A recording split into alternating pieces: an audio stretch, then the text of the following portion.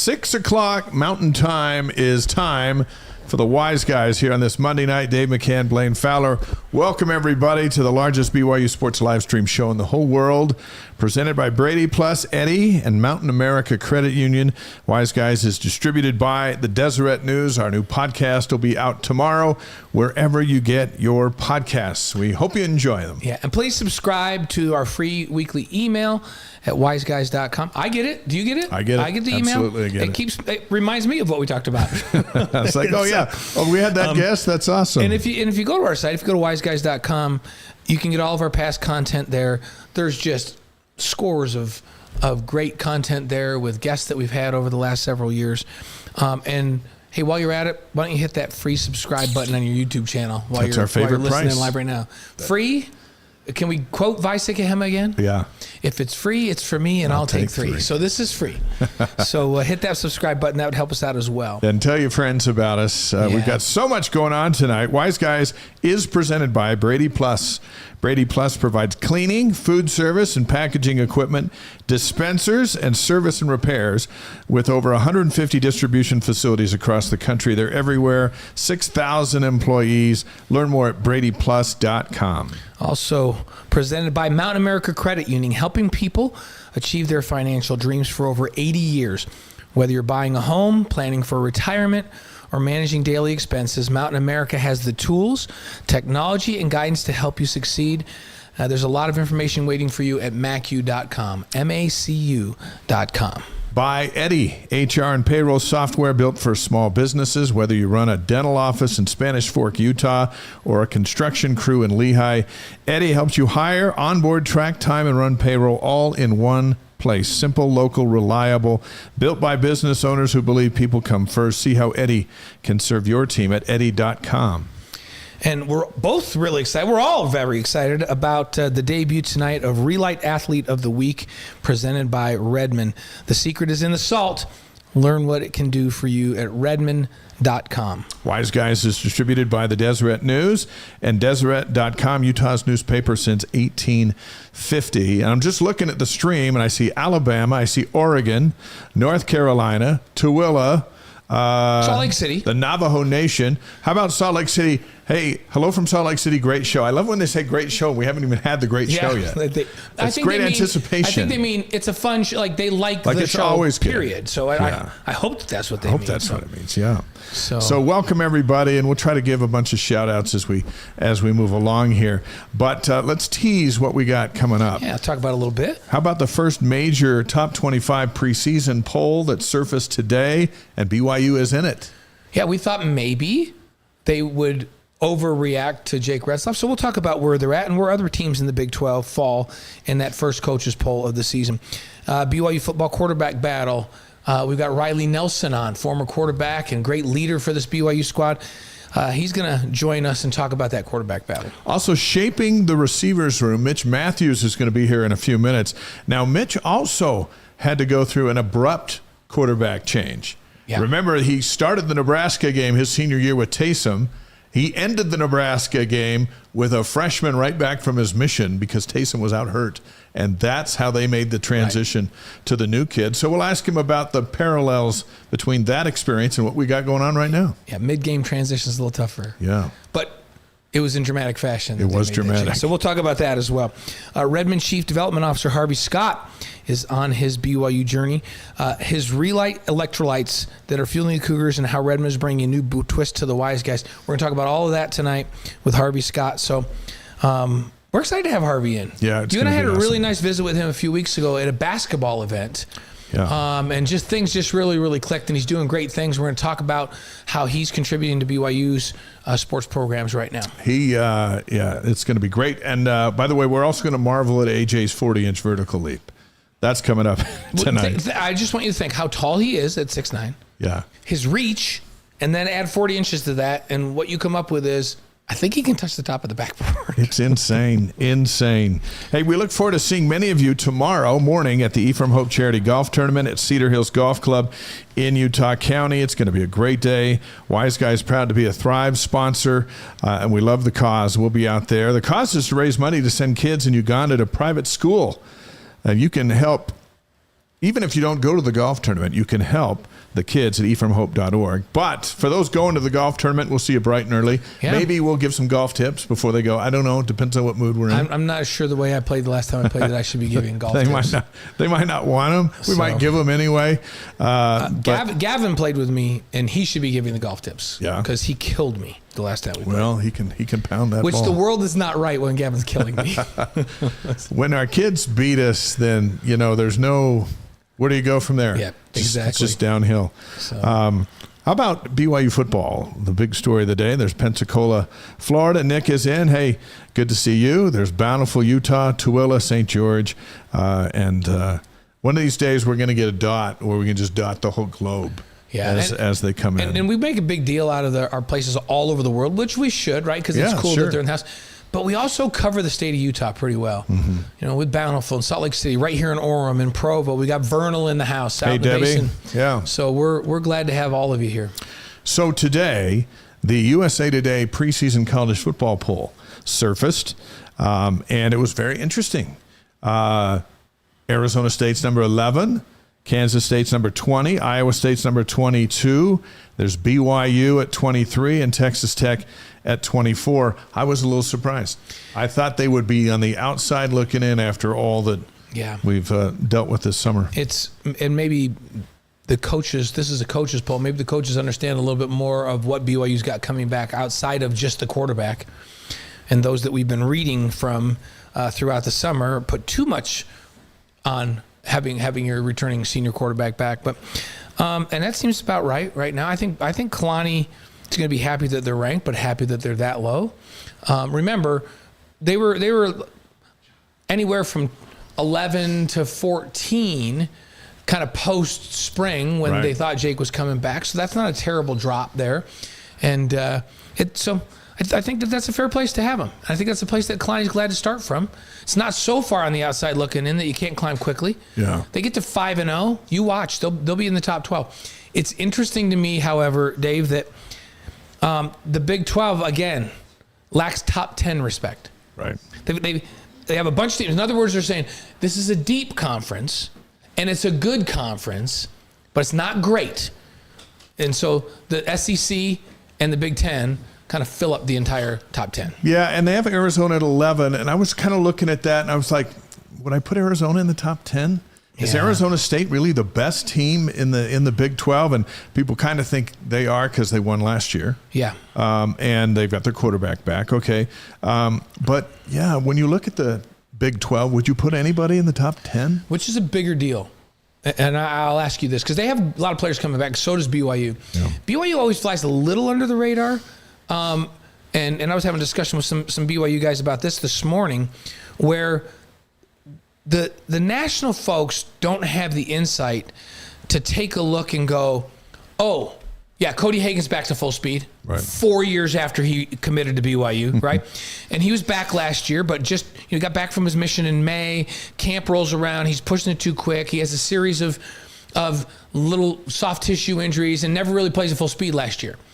And so now he plays in spring ball. He goes through the summer and he comes back, and he's looking like his good old 10.400 meter dash guy, running all over the place making plays. And those of us on the inside are going, yeah, this receiving core is crazy. And by the way, the huge recruit from 4 years ago, Cody Hagan, looks like his old self. By the time the return missionaries that come to BYU that are highly rated go out, come back, spend a year getting back in shape and play, everybody around the country has forgotten about them. There's some big offensive linemen that are young guys that I'm watching when I was out of practice the other day going, holy cow, BYU's stacked on the offensive line. I talked to TJ Woods, and TJ was saying, man, I think we can be one of the best offensive lines in the country starting this year and moving forward kind of in perpetuity because of who we got coming here. Yeah. But everybody forgets when they go out on their missions. And so BYU's always going to be a little bit underrated. And my question is it worse to lose Jake Retzloff, or is it worse to lose Scadaboo off the Arizona State team? Who means more to their team, and who was more responsible for more wins last year? Jake Retzloff on BYU's team or Cam Scadaboo on Arizona State's team? Gosh, that's a good question, because Jake won 11 games. My gut reaction is Scadaboo because he was a load every time he took the field. But, and he didn't run us over. He didn't run BYU over. He was still a factor. But once they got out scrambling, hit a couple of deep balls, and that was a big difference. But I would think Scadaboo meant more to Arizona State's success, considering Jake had the number one defense in the Big 12, the number one special teams unit in the Big 12. And but that's a good question. Yeah, you talk about BYU loses Jake, and all of a sudden they tumble, in this case, 10 spots maybe. Yeah. And in some polls we're going to see that come out, they're going to tumble more than that. Arizona State loses Scadaboo, who I would say is every bit as vital to Arizona State's success last year as and Jake they're up was to to 11. And they're at 11. And they're up at 11. Yeah. And they got Sam Levitt back. Quarterback's important. Everybody knows it's the most important position in all of sports, right? Yeah. That's well understood on this show. Says, of course, Blaine just says that. Of course, I don't know if Mitch that. agrees with that. Mitch looked over his shoulder like, come on, Blaine.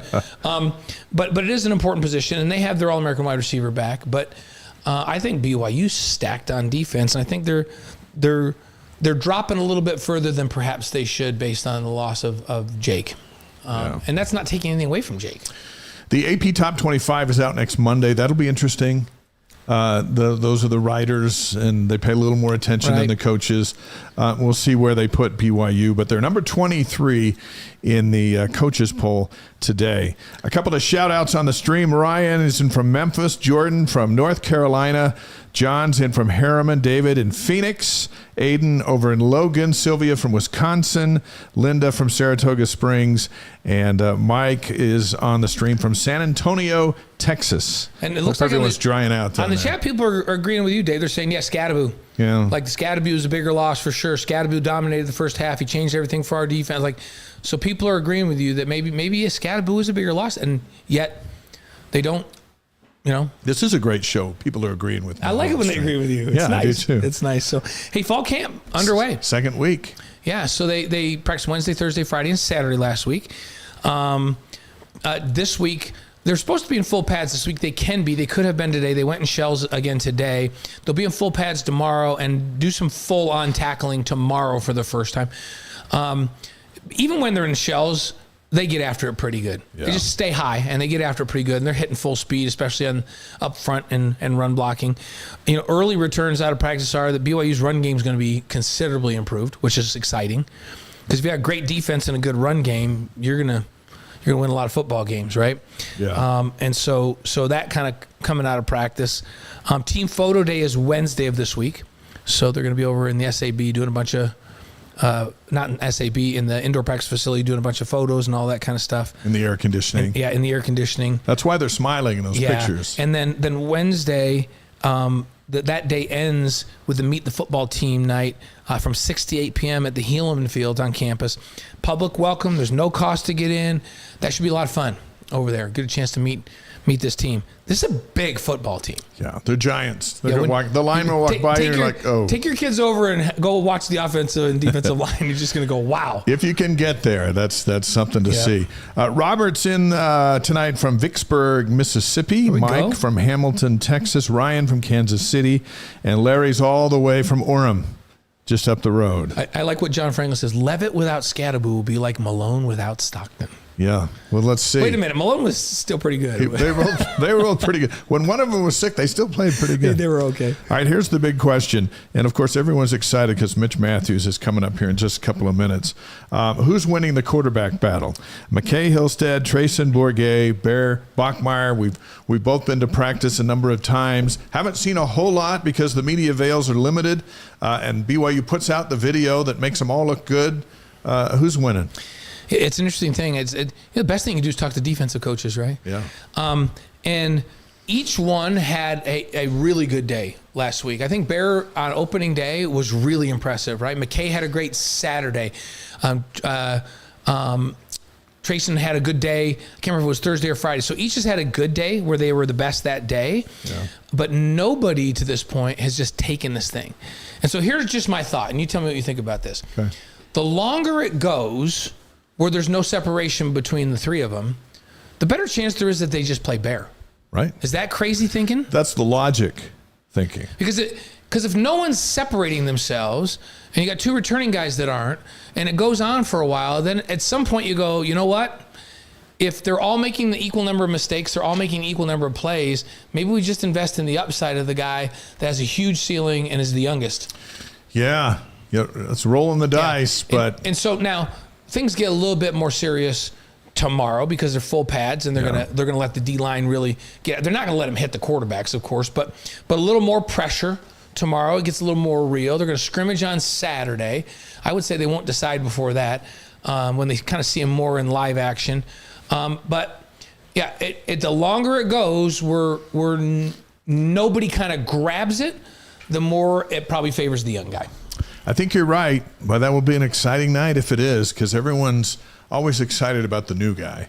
Right up until the new guy might throw a couple of picks, and then everyone's not so excited about it. But you're right. I think as they get hitting in full pads and scrimmage, a scrimmage has to be coming up this second week now, where you learn who takes care of the ball, and maybe that'll tip the difference. That's the most important thing. And every one of them had a bad interception last week, where you just went, "What? Where are they putting the ball?" Yeah, and the defense is like, "We're awesome." It's like, well, yeah, they might be awesome, but they're picking off their quarterbacks in practice. We'll see what happens. Cary, Idaho, Ron's in. Boyd from Leander, Texas, as we span the globe here tonight. Let's go over a couple of dates, and there are a few news and notes we want to pass on before we get to Mitch. After further review, tomorrow, 5 o'clock Mountain Time on the BYU TV app, all the takeaways from last season. There were a bunch of them. There were 29 of them. We're going to show all of them. And the big plays, not just touchdowns. There were big plays that didn't get to the end zone. So the name of the show is Takeaways and Big Plays. Lots of takeaways. That's tomorrow night, and it's going to be awesome. It's a feel-good show, kind of like the touchdown show. If you had a tough day, you watch the touchdown show, and at the end of it, your outlook on life is completely changed. That's what we like to do. Yeah. That we can control in the preseason. Yes. Portland State, BYU coming up on August 30th. BYU Sports Nation game days at 4 Mountain Time that day on BYU TV. We'll all be there with our cast of characters, Cougars and Vikings, 6 o'clock Mountain Time on ESPN+. And then we got the post-game show. And they've already announced they're coming out with Navy helmets, the Navy tops, white pants with the Navy trim. I love that look under the lights. Yeah, I don't know. I'm just a Royal guy, but there's plenty of Royal coming. I know there's a lot of Royal. This is the only Navy thing I think of the whole season. If you're going to go Navy, that's a great combo right there. They're sharp and they do pop under the lights. So, what did you think of Pro Football Focus putting out their rankings for the easiest schedules in the Big 12? I thought it was interesting. So, well, they said these are the easiest schedules in the college country. Football. Right. Five of them are in the Big 12. 5 of them are in the Big 12, right? Yeah. And so it goes 1 Wake Forest, 2 Texas Tech. So they're saying that Texas Tech, who's one of the favorites because of what they have coming back this year in the Big 12, has the second easiest schedule in the country in Power 4. Indiana's 3, Virginia's 4. They have BYU's number 5 easiest schedule. Yeah, I don't see that. I hope it's the case, but I just don't see it. Yeah. SMU 6, Kansas 7. So there's another one, Kansas. North Carolina 8, Houston 9, Oklahoma State 10, 9 and 10.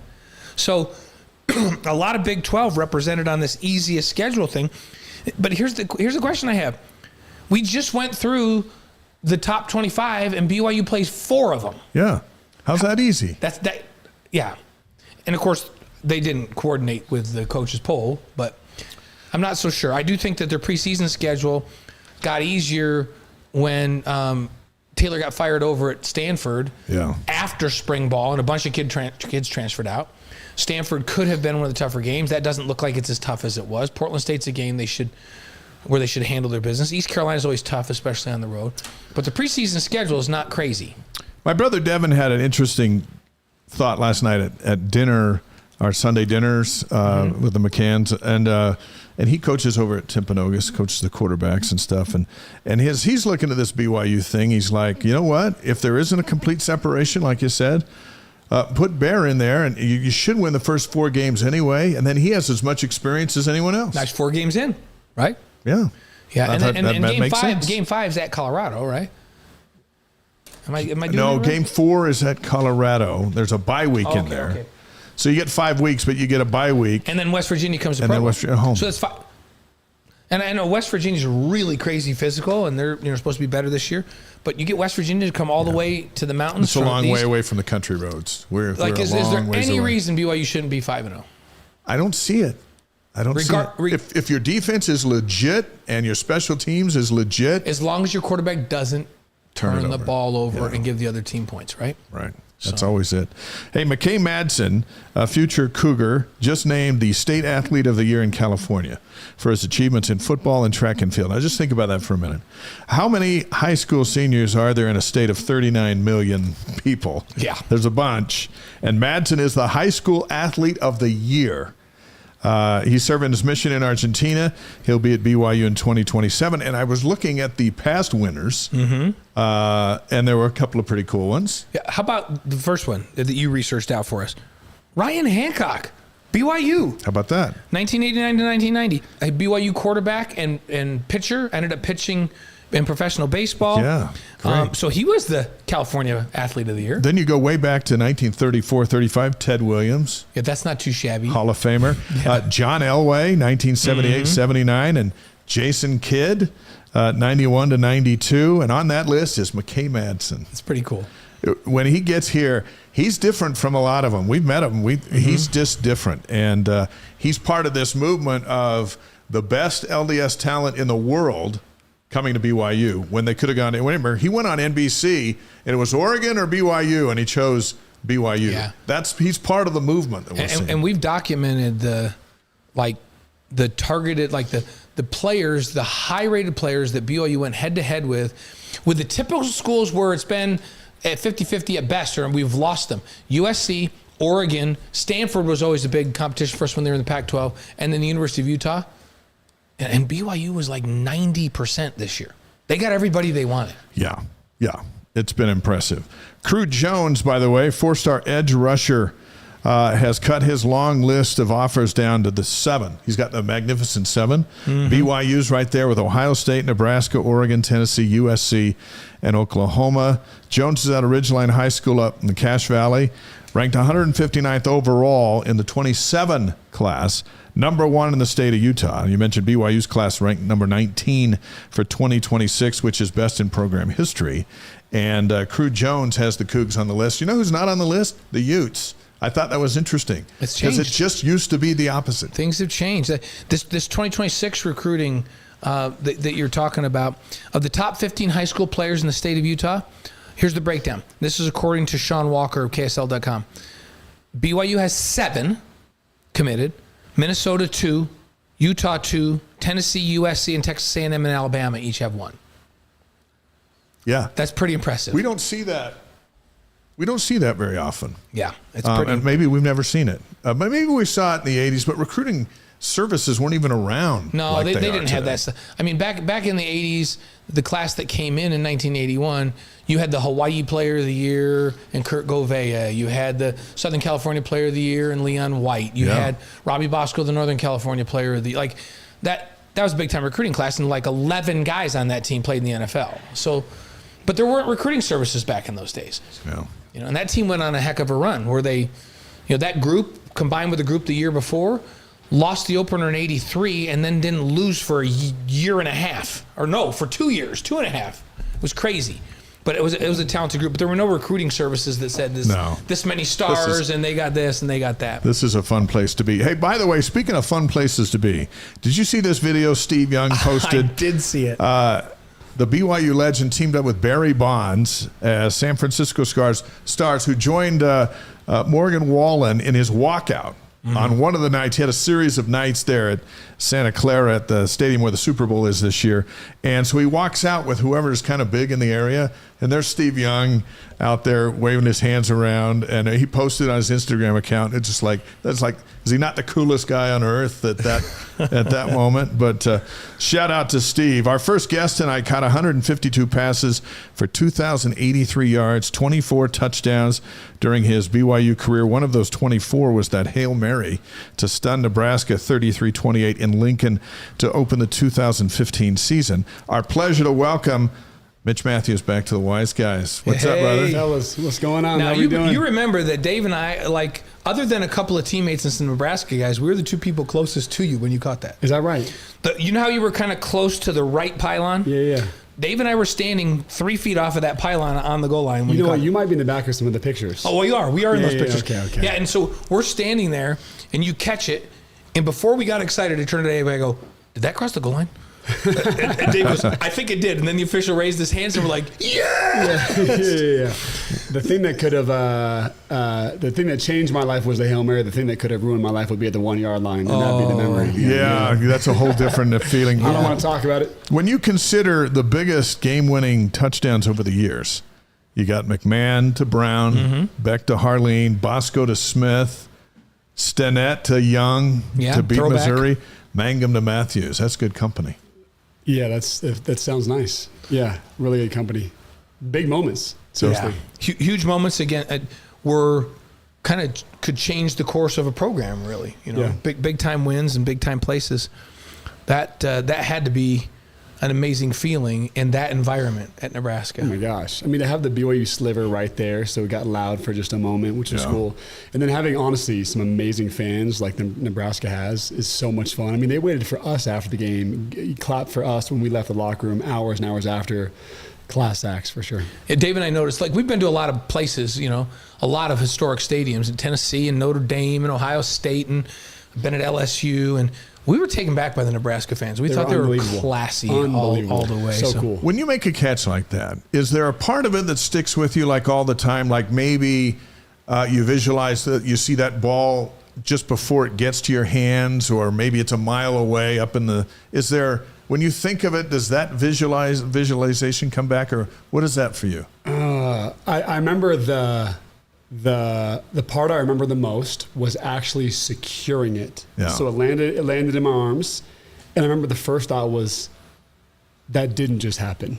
So it's halfway done though, right? So I have it, and then I remember my feet hitting, and then I remember peeking to the side, looking and saying, my feet are still not in the end zone. Right. Mm-hmm. My body must be. We noticed right? that. Yeah, there you go.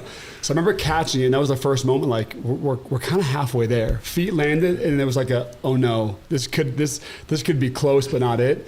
And then having the ball in the right arm as I fell, it was confirmed to me before anyone else knew it was confirmed, because I had it, and I knew that the line was splitting, ball in the end zone, other arm was not. So I knew it. But the confirmation felt nice, too. Oh, yeah. Ryan on the stream says, my daughter used to refer to that as the game when my dad screamed like a girl. Proud moment for the Petersons. It's nice to have a moment that everybody else has that same moment that they share with you, because they remember what they were doing and they remember what they did. Not a day goes by where I don't hear about the Hail Mary. I'm not joking, not a single day. But the stories are the best, though. Like, people will tell me, this one's come up a lot. They'll say, I've seen my dad cry twice in my life, and it was for my sister's wedding and the Hail Mary. I get that one actually a lot. Well, you should. It was so meaningful. But this got us thinking. You start that game with a veteran senior quarterback. Yeah. Before the game is over, a freshman quarterback 2 months removed from his mission is now your quarterback because of the injury to Taysom. And you had to adjust immediately from veteran to new guy. Yeah. What was that like? And that's going to take us into our conversation. Does this team adjust now from losing a veteran to some new guys now? But what was it like for you? When I saw Tanner trotting on the field, I remember saying, oh, no. Really? I love Tanner was at my wedding. I love Tanner. He knows I love him. But we just didn't know how that was going to go. I mean, you have Taysom Hill, going to have a breakout All-American type year, and when he's not on the field, something must be really wrong, and the injury must have been bad. So when Tanner came on, it was like, did all this work just go in vain? Right. Me and Taysom the last few years, he kept getting hurt, and so it was gut wrenching for sure. And then we heard through the game that it was over for him for the season, which was so hard to accept, just knowing how tough Taysom is.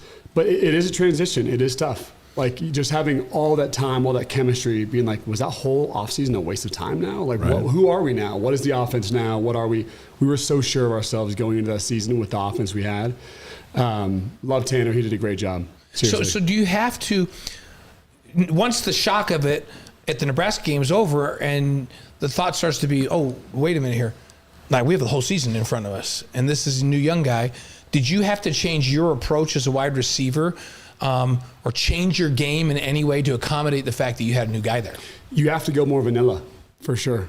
Taysom can give you a look, right? Him and I had like our own hand signals, our own looks to each other that were based on what the DB was doing and what side of the ball we were on. We just knew when to break the route off a little bit earlier.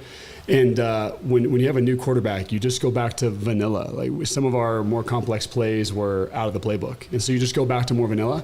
It's not a bad thing. It's just adjusting back to consolidating this longer playbook that's intricate back to, okay, what can this new quarterback handle, and what can set him up for success? In your own mind, do you think, okay, I'm a veteran guy, I have to go out and make more plays? Like if he throws the ball out here, whether I'm covered or not, I've got to make plays because I got to help this guy out. No question. Does that go throughout the team where everybody feels like we all have to step up? No question. Yeah, that's for sure there, but it's not like it wasn't there with Taysom either, because there was good banter there. If you're not making a play for him, you're going to hear about it. You know what I mean? Mm-hmm. Yeah. So that was already there too, but there was sort of I have to find a new gear here to go make plays that maybe I didn't think were possible, because we cannot put the pressure on this new guy that's warming his hands up as he's running on the field, had no idea who's even playing today. We're going to have to really step up. And that just means going harder, making bigger plays. But I think we ended up making a lot of plays for him, but he also stepped up in a massive way that year. He did a great job. What similarities do you see with the current team? They lose Jake after spring ball. It's not in the middle of a game. Yeah. But they've just started fall camp as they're breaking in 3 guys. And as Blaine was saying a moment ago, no one's won the job yet. Everyone's got to adjust to what they thought was coming back from last year, and they thought they were going to be in the top 10, and they thought they were going to contend because that wasn't a question mark. So here comes a question mark, and it sounds a lot like yours a little bit. Yeah. Look, we have 3 really good options. I looked at the schedule before I showed up today, and I'm like, we have a really good schedule for this situation that we're in QB-wise. Mm-hmm. You know what I mean? I was listening to you talk earlier, and if things are all equal or deemed to be equal after 3 weeks of fall camp, I think you give the young guy a shot, especially with the schedule that we have. If things truly are equal. If they're not equal, go with a guy that's standing out. Probably the guy that can use his legs. I do know how hard it is for receivers, because that chemistry is, it's just it's literally everything. Like it's an extra 1 to 2 catches per game. It's just they know how you run routes.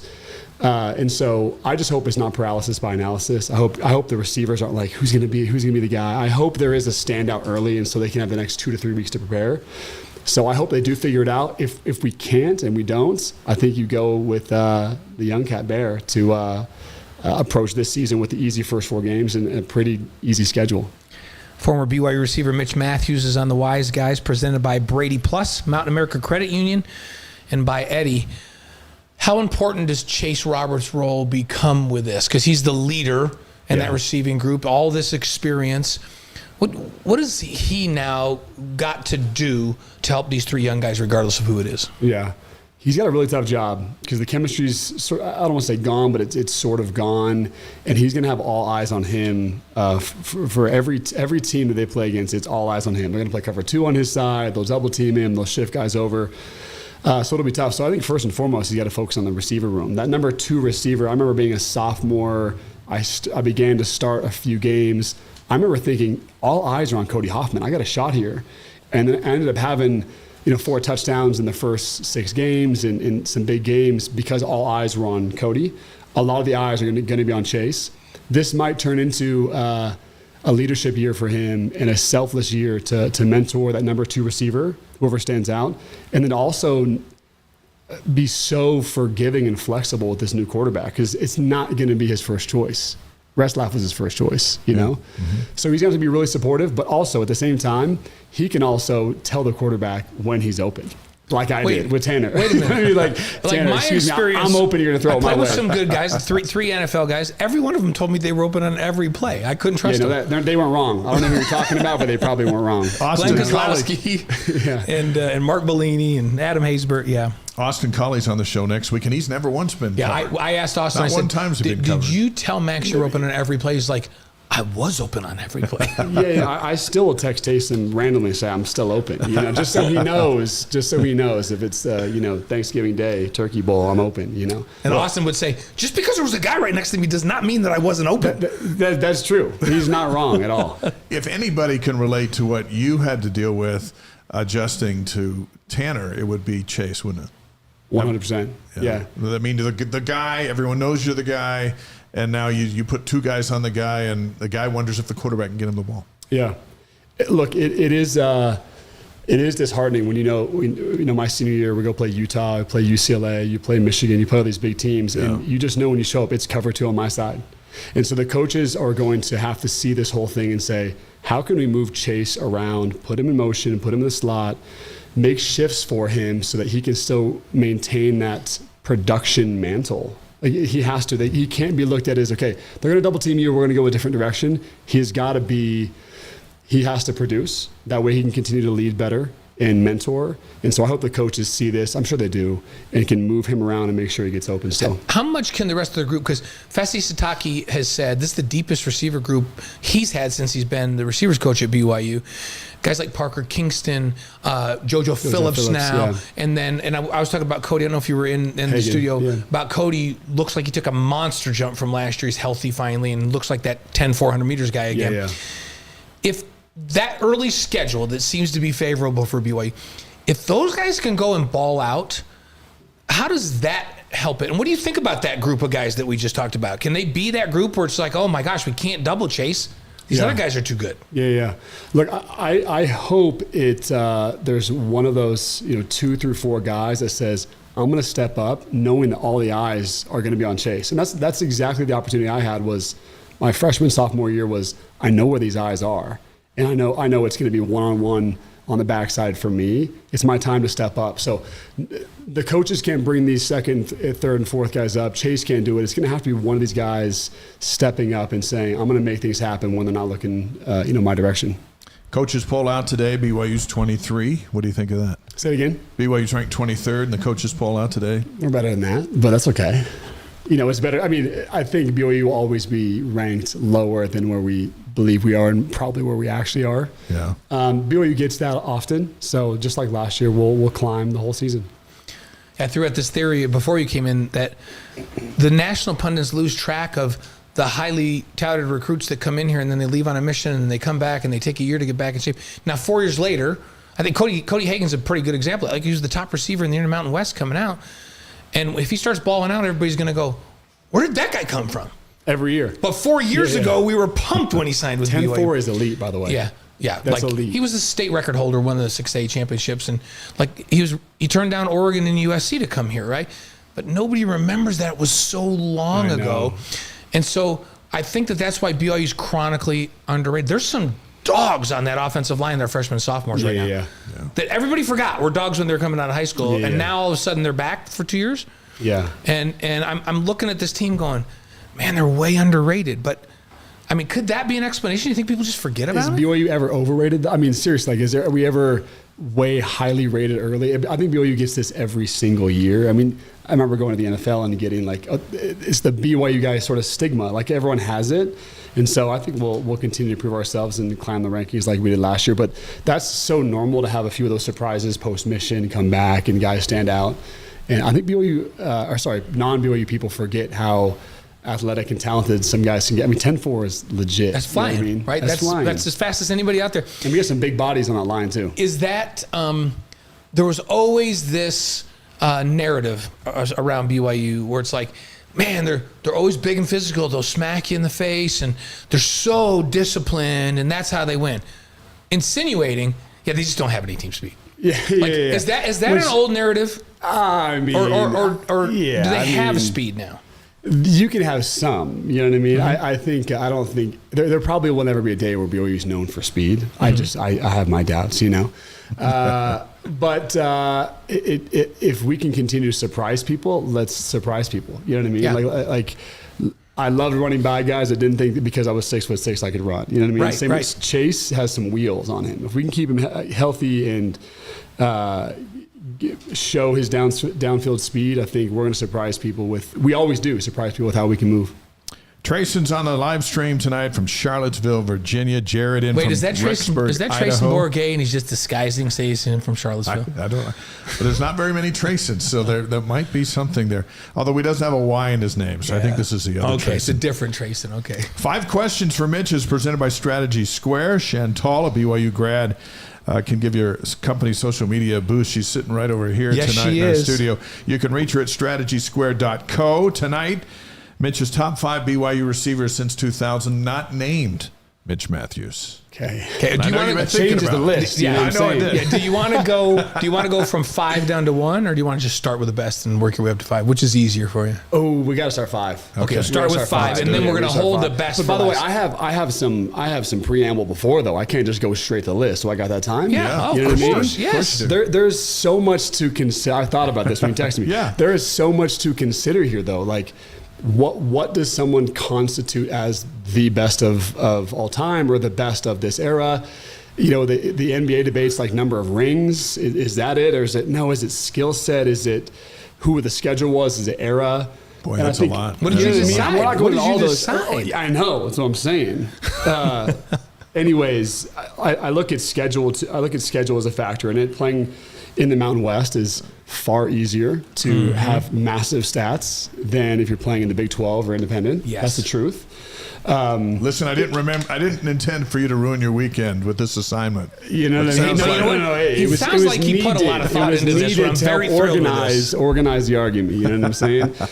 So that factors in. Okay. I obviously think the hard stats and the facts do matter too. Okay. And then also the opinion of who is just the most raw and just the absolute best receiver, or most unguardable. There's a factor of that too. I can't wait for this list. I'm setting this thing up, aren't I? I think number 5 would be Dax Milne. Dax Milne. Oh. Yeah, I think schedule does play a factor in that. He played the COVID season. And Dax is great. Showed that he was great when he went to the NFL. Yeah. Right. Dax can move. Dax is a really good player. And Dax did a lot for Zach Wilson. Yeah, Dax did it. Underrated. I think he's one of the most underrated receivers. Yeah, he of truly all is. time. Truly is. Would every receiver like to have that schedule though to rack up yards? Yes, oh my God, he would have gone crazy. But that doesn't. I mean, I think he's a good player, and I can watch a player and see how good he is, regardless of competition. I think. He knows who his 5 are, but now he's going like, should I put this guy 3 or should I put this guy 4? This is just college, right? No NFL in this? No. Just college. Yeah, because that would change. That would change. Yeah. Okay. I think Todd Watkins would be number 4. Okay. You guys made your list too, correct? No, this is just your list. Okay. Yeah. I don't know if you guys had your own, you know. I think Kai Nakua. Oh. You have him at 3? I have him at 3, yeah. And you mean Puka? Sorry, Puka Nakua. I'm sorry. Kai was my team. Kai's I'm hot sorry. defense. Yeah. and Kai should be on that list. Kai's athletic enough to be on that list. Kai was great defender. Puka Nakua, I'm sorry. So you got Puka at 3? I have Puka at 3. Because if you were just going NFL, you'd have to have... It would change. It would be higher, It would totally right? change. Yeah, you get more of a shot to show yourself. But I think, straight stats, if it was just that, I think the list would be too stale. I think there's got to be some who really, move the needle at receiver. Puka's better in the pros than he was at BYU. No question. But there's also a situation. Matthew Stafford's unbelievable, and but Puka's great. I think this one's tough because. See, it's good he doesn't have to do himself in this. Yeah. So we eliminated where I put myself. We eliminated that stress. Yeah. No, trust me, I'll slide it in. Look, on this one you have 2 left. You have Cody Hoffman and you have Austin Collie. Mm-hmm. And Cody broke all the records, but he had an extra year to do it. Mm-hmm. Yeah. Cody had harder schedules, in my opinion, than Austin Collie did. In terms of quarterback situation, Cody had like 6 different quarterbacks. It was nuts. Yeah, Austin had the winningest quarterback in BYU history, and of course, John Beck, right, for 1, right, and then Max for 2. And so that is unbelievable. That is the setup of all setups. So with the schedule of all schedules in the Mountain West, you should go crazy, right? And he had a Pro Bowl tight end playing right next to him. And Dennis. You had the whole thing. And he had Harvey Scott, the all-time leading rusher when he graduated, playing tailback. You had the whole thing. You know what I mean? But I have to go because of what Austin. I know we're not considering this, but what Austin, even with those things, he proved himself again in the NFL. Oh, yeah. But I think it's hard to go away from the guy who led the country in yards. I think you have to go Cody number 2. Cody knows how much I love him, and Austin Collie number 1.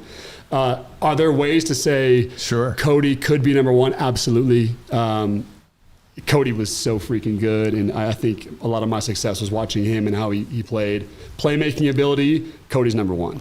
No question. If a guy's covered and you're throwing the ball, Cody Hoffman's number one. He's going to go get it. Number one. Every time. I think if everyone had Austin Coley's situation, you're doing some damage. Real damage. Same with Dax Milne's situation. So there's so much involved there. That's but I think I have to give Austin the nod, Cody there at 2, Puka, Todd, and then I could also Dax and also Chase Roberts. If Chase has the year we think he'll have, I think he'll get into this list. Yeah, for sure. That's a great list. No, that is a great list. And Austin, would you change it though? No, I love it. And here's the thing: you talk about Austin, and I love all these guys. By the way, I'd love to throw to every one of them. And we're not considering the NFL, but you kind of do with Puka because you go. Puka seemed like he was really, really dominant out there. Then he goes to the NFL and he's dominant, and you're like, okay, physically he's crazy gifted. You say the same thing about Austin before his concussions. He's one of the best wide receivers in the National Football League. Austin, in that list, the best football player. Just put the football. I played with Adam Thielen on the Minnesota Vikings. That is a football player. I played with Jarvis Landry. I would consider Jarvis Landry not athletic, but football player, better than I. So there's guys that just have that football knack, and their football speed is different. Austin, I think, was number one because of that. In terms of athleticism on the list, that list, he might move down on that list. I love you, Austin, but like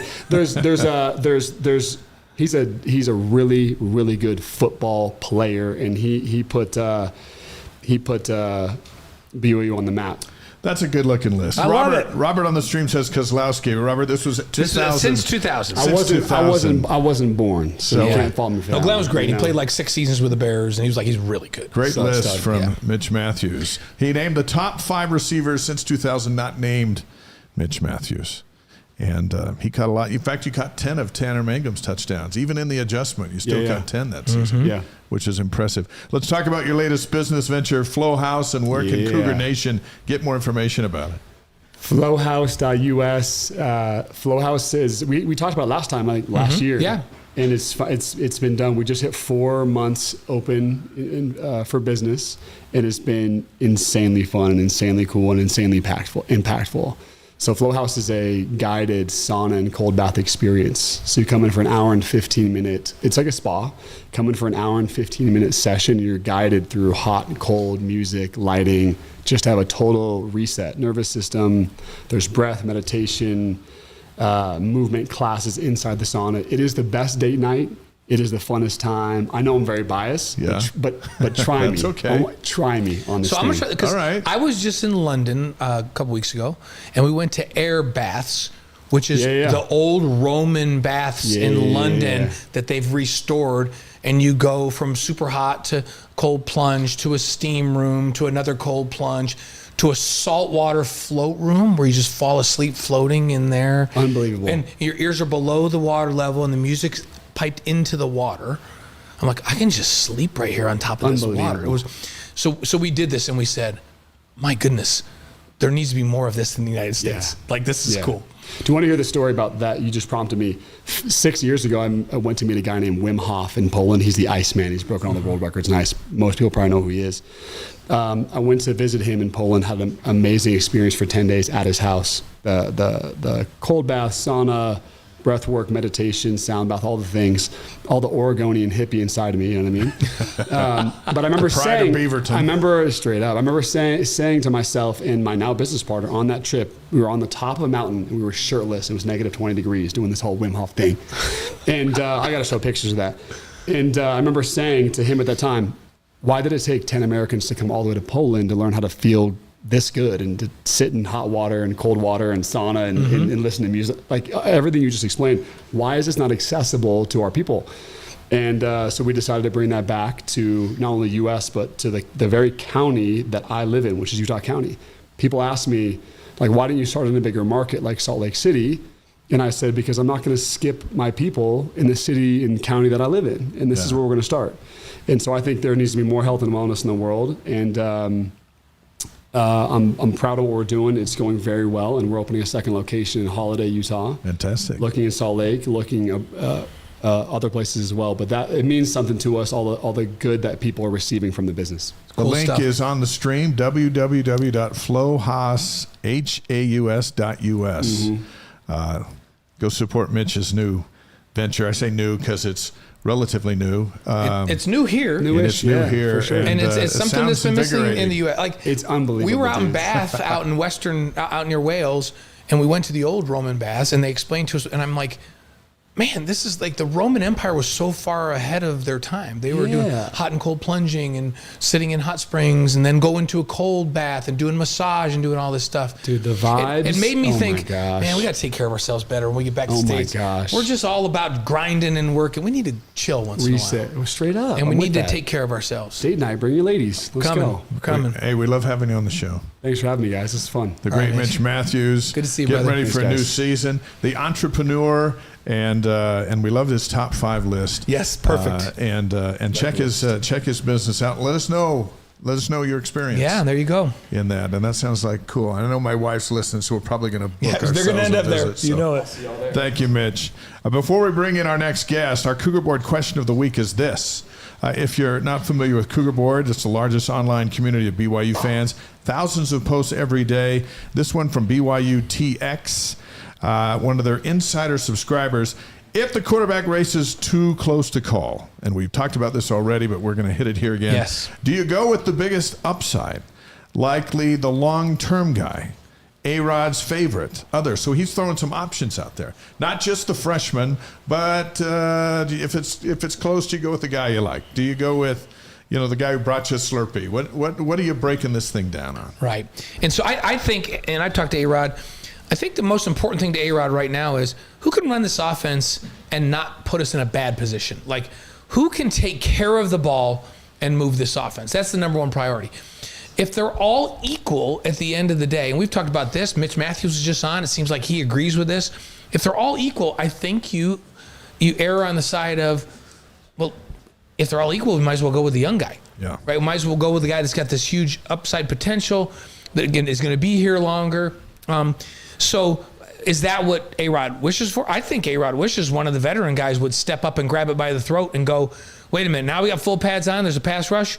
I got this thing. I'm going to make plays, and I'm not going to turn the ball over. He would love that if that would happen. If it doesn't happen, then you go with the young guy. And then to Mitch's plan, you got to be a little more vanilla with a young guy because you don't want to put him in situations that are unfamiliar, and guys have to go out and make plays. Now, the one thing that whoever plays quarterback that's really going to help is the fact that this is a really good offensive line that's crazy physical. TJ Woods was telling me this can be one of the best they've ever had, and they're stacked at running back. One of the things that popped out to me in this last week is LJ is back, and he is big time, and he is in shape, LJ Martin. Yeah. And Sione Moa, like, don't be surprised with both those guys on the field together because they're so good. And they moved Preston Rex. Mark that down, folks. They moved Preston Rex from safety to running back. I was blown away. His natural ability to read and cut back and his quickness with his feet, his ability to catch the ball in the backfield, I'm going, my goodness, how's this guy not been playing running back all along? And now Ahini is back as well. So they have a very good running back core behind a really good line. BYU should be able to run the ball better this year than they have in recent years. All right, there you go. The Cougar Board question of the week and then some. Thank you, folks, from the Cougar Board. I think you saw someone slide in right next to you, Blaine. Tonight, we're excited to announce a new segment to this show that'll be on every show moving forward. It's called the Re-Lyte Athlete of the Week, presented by Redmond. The secret is in the salt. Learn what it can do for you at redmond.com. So each week on the Wise Guys, we'll pick a Cougar athlete that's doing something special, and we'll turn the spotlight on them for a few minutes, and they'll help us to help us kick things off. We want to introduce Harvey Scott to the program. He's the Chief Development Officer for Redmond Inc. Welcome to the Wise Guys family, and we're going to turn the heat on you in a minute, but not just yet. This is the fun part where we don't grill you on some stuff. But the Re-Lyte Athlete of the Week debut honors senior receiver Chase Roberts, back from shoulder surgery from the Alamo Bowl. And considering all that's happened this offseason, his leadership role will be needed more than ever.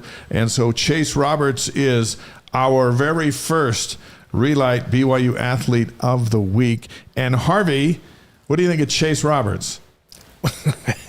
That's how we're starting this. That's it. I think that's a fair question. I don't know Chase, but I think he's a fantastic receiver. Yeah, and he is not only is he a fantastic receiver, like we've watched him develop with his leadership. over the years that he's been here. And when you go to practice, like the whole receiving room and really the whole offense looks to him for leadership.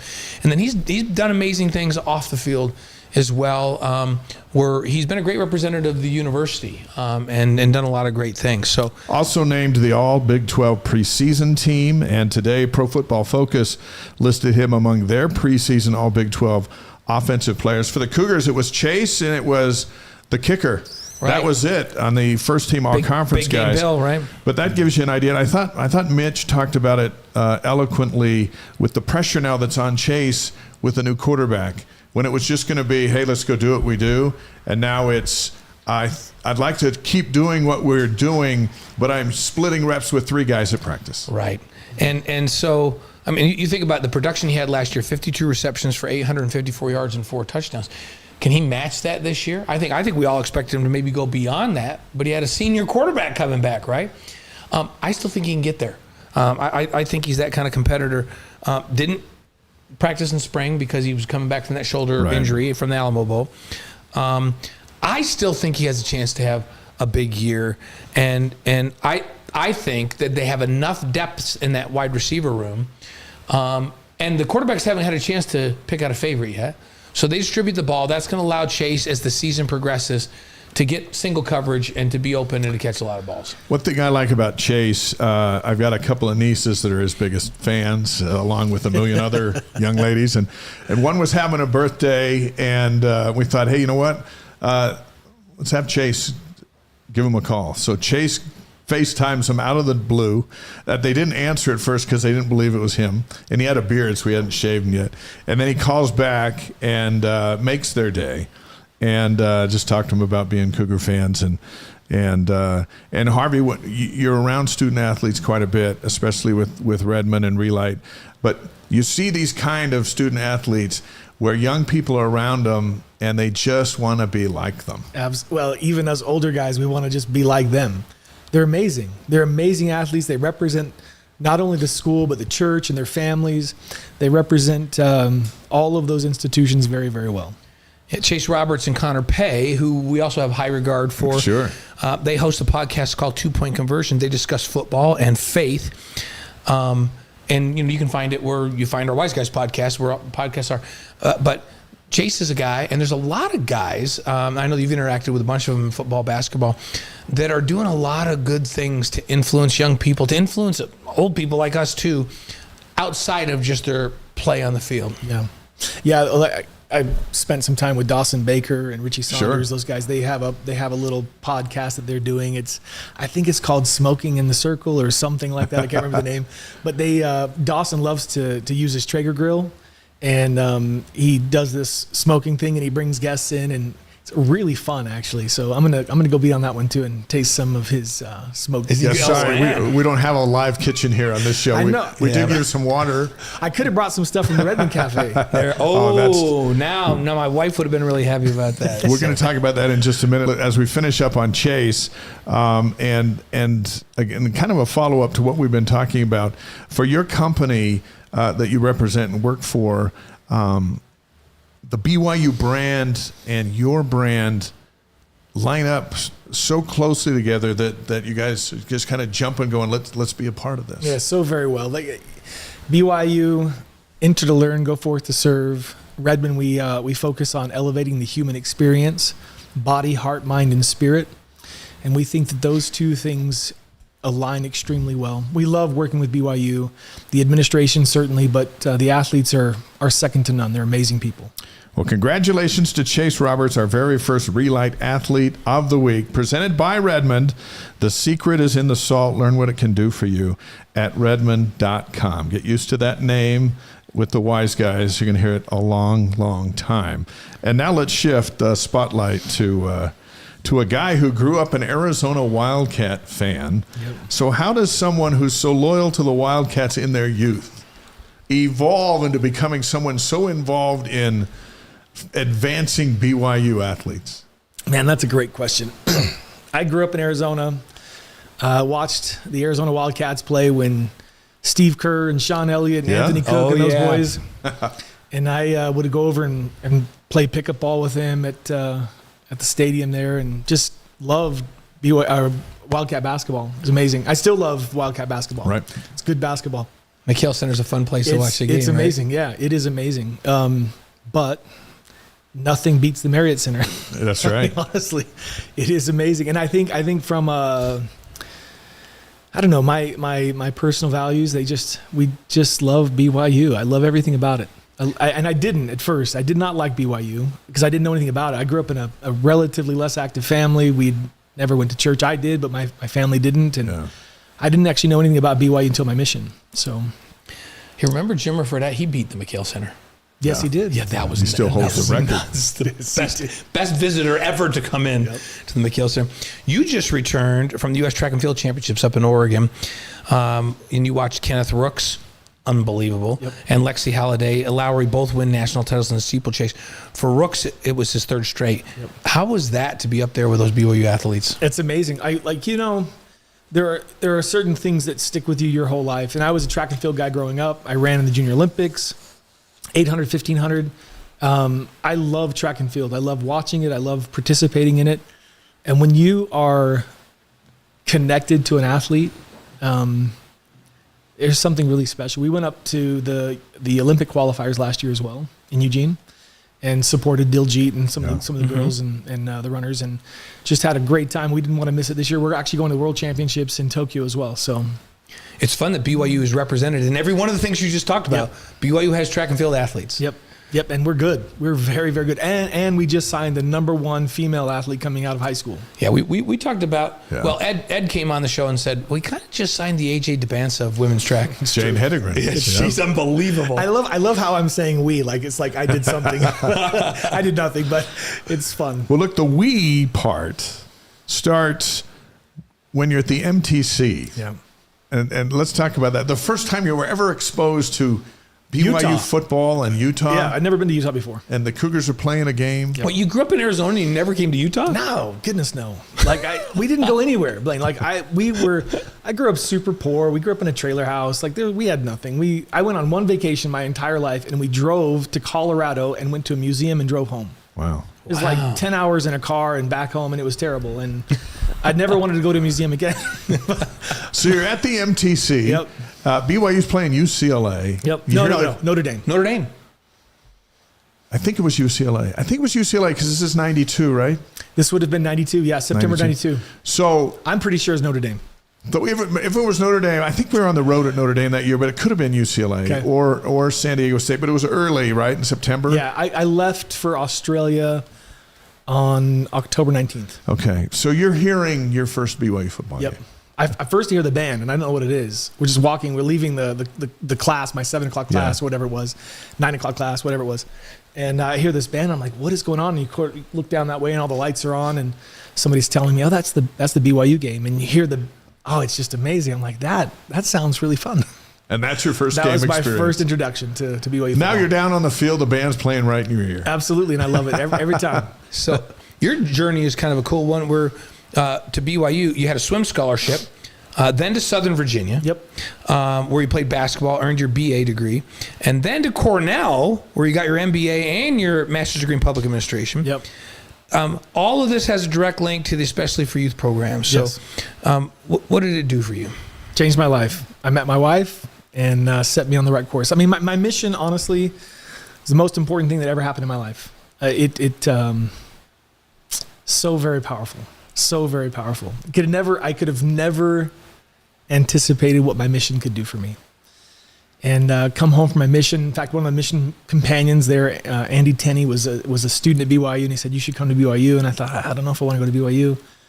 And came up as an EFY counselor and met my wife, and the rest is history. But I fell in love with BYU the first time I stepped on campus. Yeah. Just felt right? Yeah, it felt right. It's a beautiful place. When you go to Southern Virginia, and while you're there, you go on a, what do we call it? Like a student exchange program to China. Now, you don't know Chinese. Not at all. Hadn't been to China before. Nope. So you just go over there, and then you come back speaking fluent Chinese. Yep. So what was that experience like? We were just, actually, my wife and I, we had a friend that went over with us, and she just came and visited us. She works for Goldman Sachs now, but we sat and looked at all of our pictures. And it was amazing to just reminisce and to think and remember. And we had no idea what we were doing. No clue. And I took out a loan to go to China to learn Chinese 6 hours a day, 6 days a week in this terrible classroom where there was no heat. And 25 years old. My wife is 21. And we go over there for a year and just study. And that's, we just felt it was right. We came home with $25,000 check in our pocket, paid off the student loan, had 10 grand to live on. Nice. For a year and finished it at Southern Virginia. So, are you still fluent in Chinese? Yeah, I am. Oh, lay some on us. What do you want him to have? What do we want him to say? We got to give him something to say. Describe how you're looking forward to opening night against Portland State in Chinese, your feelings. 足球是非常好的，所以说我要看到那个 BYU 的 football team，这个比赛非常非常有意思吧。 Okay, that's a first for us. Hey, anybody, we had anybody Chase out there on the chat that just understood every bit of that? I'm sure there are some folks out there. Yeah, how'd I do? I think he did. When Chase was here after his mission, he spoke Tagalog very for cool. us. Yeah. But now we've had Chinese. That sounded great. The funny thing is, so my youngest son that coaches the defensive backs at BYU, he speaks fluent Khmer, it's the Cambodian language. Okay.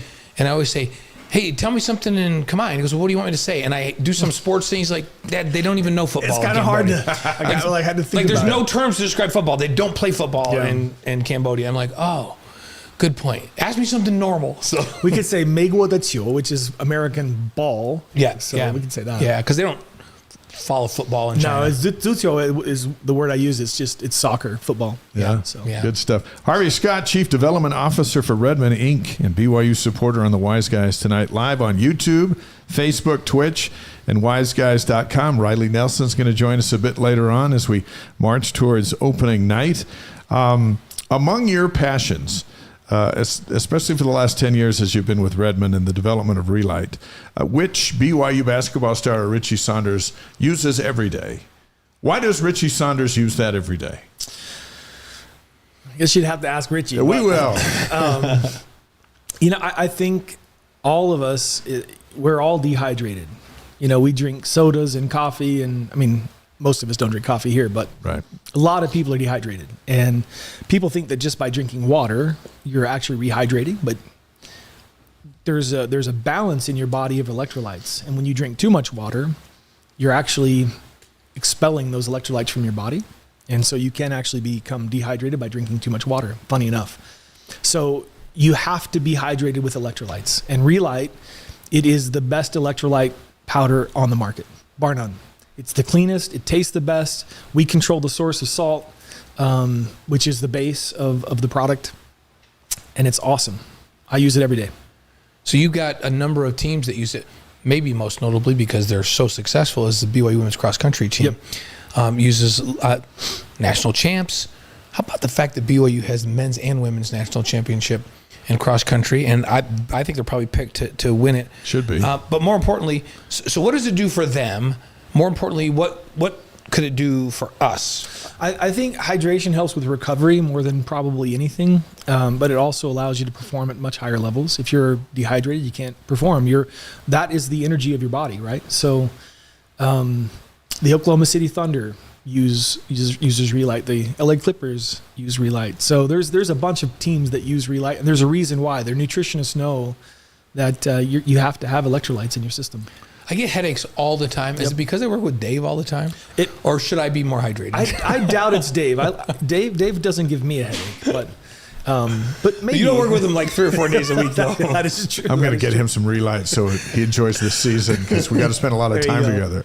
Yeah, actually, I love spending time with Dave. It helps with lots of things. Restless leg, and this is obviously I'm not a doctor, right? So I can't really prescribe it, but it helps with POTS. It helps with restless leg. It helps with headaches. It helps with sleep. I mean, there's a lot of things that. How about focus? Like just the ability to concentrate. Yeah, I don't know. I've not really had that experience, but we do have a product that's Redmond. It's ReLyte Energy, and that could probably help. It has some additional caffeine in it, so Well, the company slogan is "The secret's in the salt."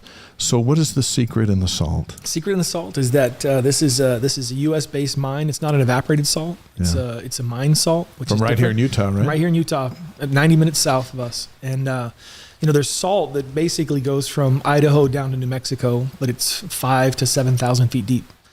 And in this area in Redmond, Utah, it actually surfaced, and we mine that surface, and we're basically 1,000 feet deep now. So Is it an unlimited supply down there?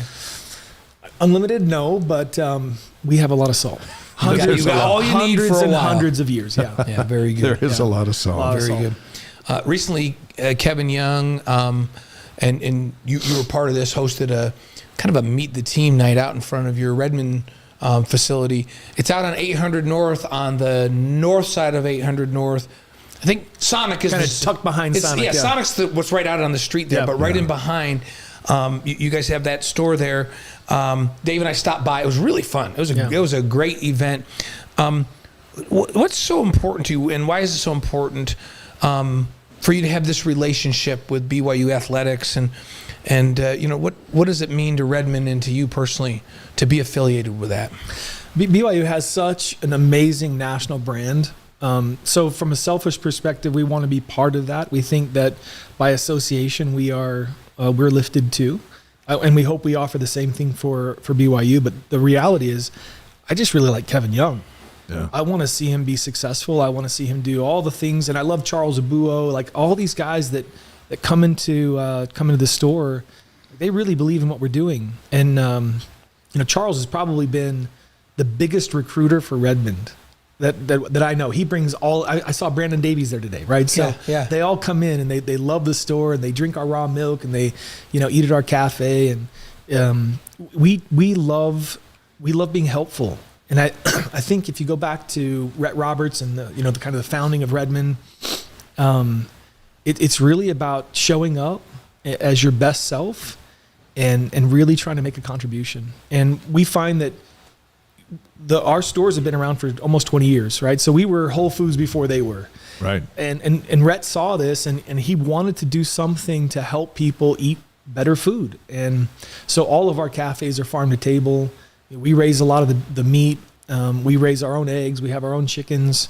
We vet very heavily on the front end to make sure that anything that comes into the store is healthy. But it doesn't taste like cardboard either. So.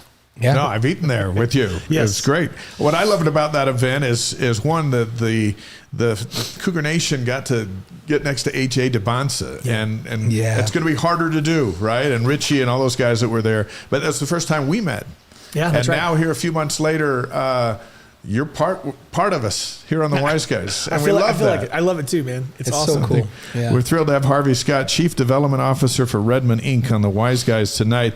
Before we hit him up with 5 questions, let's do a little bit of business. Redmond with 6 stores around Utah: Orem, Salt Lake, Ogden, Heber, Springville, and Richfield. Originally, stores were built for your raw milk distribution, but now, as you mentioned a moment ago, so much more. And there's a cafe in Orem and a cafe in Sugar House. My wife is very high on the cafe. They're amazing. Yeah, and we encourage you to check that out. She always says when we go, like we were just over in the UK, we spent some time in Spain. She's like, why do I always feel better when I eat over there?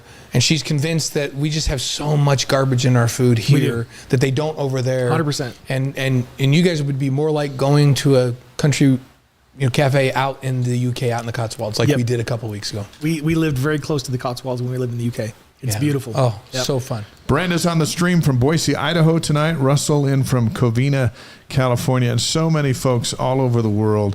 By the way, James on the stream said Chad Lewis would understand what you said. Chad Lewis would have understood. Chad would have understood. Chad will be on the show here in a couple of weeks. We look forward to that. Ashton Ellsworth says, hey, I swam at SVU as well. Oh, he swam or played? Says he swam. Okay, I didn't. Or she. I don't know if that's a she or he. So interesting. But competed. Certainly competed there. So, absolutely. Awesome. Yeah, that's awesome. Our 5 questions tonight for Harvey are presented by Strategy Square. This is where we hit you up with 5, and this is where you really reveal some things about you. You don't even think about it. First thing that comes to your... First thing, okay. So, your favorite sports movie? I don't know. By the way, that track town, is that the new track T-shirt? Yeah, this was That's from BYU. this is from the qualifiers. That's awesome. We gotta get Ed or Del G to give us some of that. So, okay, favorite sports movie. I don't know. I don't actually watch sports movies. What's the one about the what's about the one You've about never seen one your whole life? Yeah, How about McFarlane? that's what I was thinking of. The one about the cross country With team. Kevin Costner. Oh, that's a great show. That's a great show. So Yeah, you've seen that is a one? really great show. And like I don't know, like you've seen Hoosiers? F1. Rocky, Yes. no. The new F1 Just is saw it a few weeks ago. amazing. It was that good? awesome. One of the best. I think. I mean, in the last 5 years, it might be the best film I've seen in 5 and years. not just because my wife really likes Brad Pitt. It was actually really it was a good. great film. Are you Yeah. ready to put that at your list? Your favorite sports F1? movie? F1. Yeah, Okay. let's do it. Yeah. You know what? That's the first I can F1. go with that one. All right. I really Okay. enjoy it. I told some of the other kids in our family, I'm like, I will go with you again to watch that. one. I would totally I go. would go again. Okay, so you got Rudy. Rudy's a good film. What's the one with Denzel Washington and he's a football coach? Oh, that's Remember the Titans. Titans. Remember the Titans That's is a a good one. popular Those are one. great. Yeah. I mean, the good films, right? So you've seen all those. I've seen a ton of them. Rocky. Rocky. Oh yeah, Rocky's good. Yeah. Yeah. All So right. if you Okay, haven't so seen McFarlane, you should watch We'll it. go see F1. I have seen McFarlane, Yeah. and it is fantastic. And in That's a fact, good one. I shed a tear. Yeah. It's a really, oh yeah. it's a really I cried at good show. McFarlane too. I think I did. It's a good show. That's a So- good one. Okay. All right. Your favorite singer or band? Brian Adams. Oh, wow. Well, You're you going didn't even old school. hesitate. Now, Huh? like, so I've seen him live a few times. Acoustic. He's so good. unbeatable. It seemed like for a period of time there, every movie theme he sang. It's true. I saw Brian Adams. He opened for Journey at the Marriott Center. Oh, amazing. Wow. In '84, because it was the Frontiers tour. Amazing. And it was his first kind, and he was just he He's was so great. good, man. Yeah, he's So good. Brian Adams. Great Yeah, songwriter. Such a great performer. So your favorite place to visit? We're gonna be. This is like, we give them either or. Transylvania, Kentucky, or Transylvania, Romania. Romania. I've been to both. We got our butts kicked against Transylvania. When we you played basketball, you went to Transylvania. Yeah. And it wasn't a good experience. There you go. So you go over where Dracula hangs out, And it was that fantastic. was better. That's right. I was with Rolls Royce at the time. Yes. Yeah. No, my wife's been to Romania. It's beautiful. Yeah, she Were you a loved little it. spooked? Were you a little spooked? No. There at Transylvania? No, I don't get spooked. Yeah. Yeah, I think I might be a little freaked out. Maybe at night. Like maybe. some bats fly That around. could have been a little That might scary be at night, yeah. Yeah. Okay. Yeah. Are you superstitious? Or that No, but Just stitious. you know, just Yeah, just a little over there. stitious. Just over there in the dark in So- Transylvania. Yeah. In a graveyard? No. Yeah. Okay. Your favorite BYU moment? Favorite BYU moment, man. Probably last year when BYU played Kansas at home. Oh, that was big. Yeah. Just the environment being and where I was sitting. I was sitting on the third row with a good friend Chad Magleby, and it was so loud. I had tinnitus until like 3 a.m. And they just ran him out of the gym. Yeah, they were up by 30. Like it was an unbelievable beatdown. Yeah. Yeah. We never expected him to run him out of the gym No, like that. it was incredible. So, Okay. That's a okay, good now one. this is maybe the most important one. So, your favorite advice that you've ever been given by your wife, Lindsay? Oh man. I don't know. She's given me a lot of advice. Probably okay on a sentimental level. She has taught me everything about communication. Just how to be vulnerable and how to be okay with expressing how I feel. She provides a great safe space for me. She's my best friend. She's amazing. I want you guys to meet her. She's so great. Bring her to the show, and we'll put her on. And so We'll put her great. on. And she can tell how she taught you that. Yeah, she can, and she's amazing. can she still speak Chinese? Oh yeah. Well, she can write Chinese better than she can speak Chinese. Oh, yeah. That seems to be harder. It's very hard. That's, Yeah. that's awesome. We look forward to meeting her. We're so glad to have you in our lair. What do you think of our This lair? is a great spot. We've been to your lair over at the store, and now Yeah. you've been to our lair. No, seriously, I feel like the least of these. I should not be on this show only because I don't really have anything to offer other than the fact that, man, I love this institution. I love Utah County. We're committed to this place. We love the people that we work with. So I'm grateful to be here. Thanks for letting me on. That's what gets you on this show. We're glad to have you. And- I think so. Mitch was on first, Mitch Matthews. Yeah. One of great BYU receivers.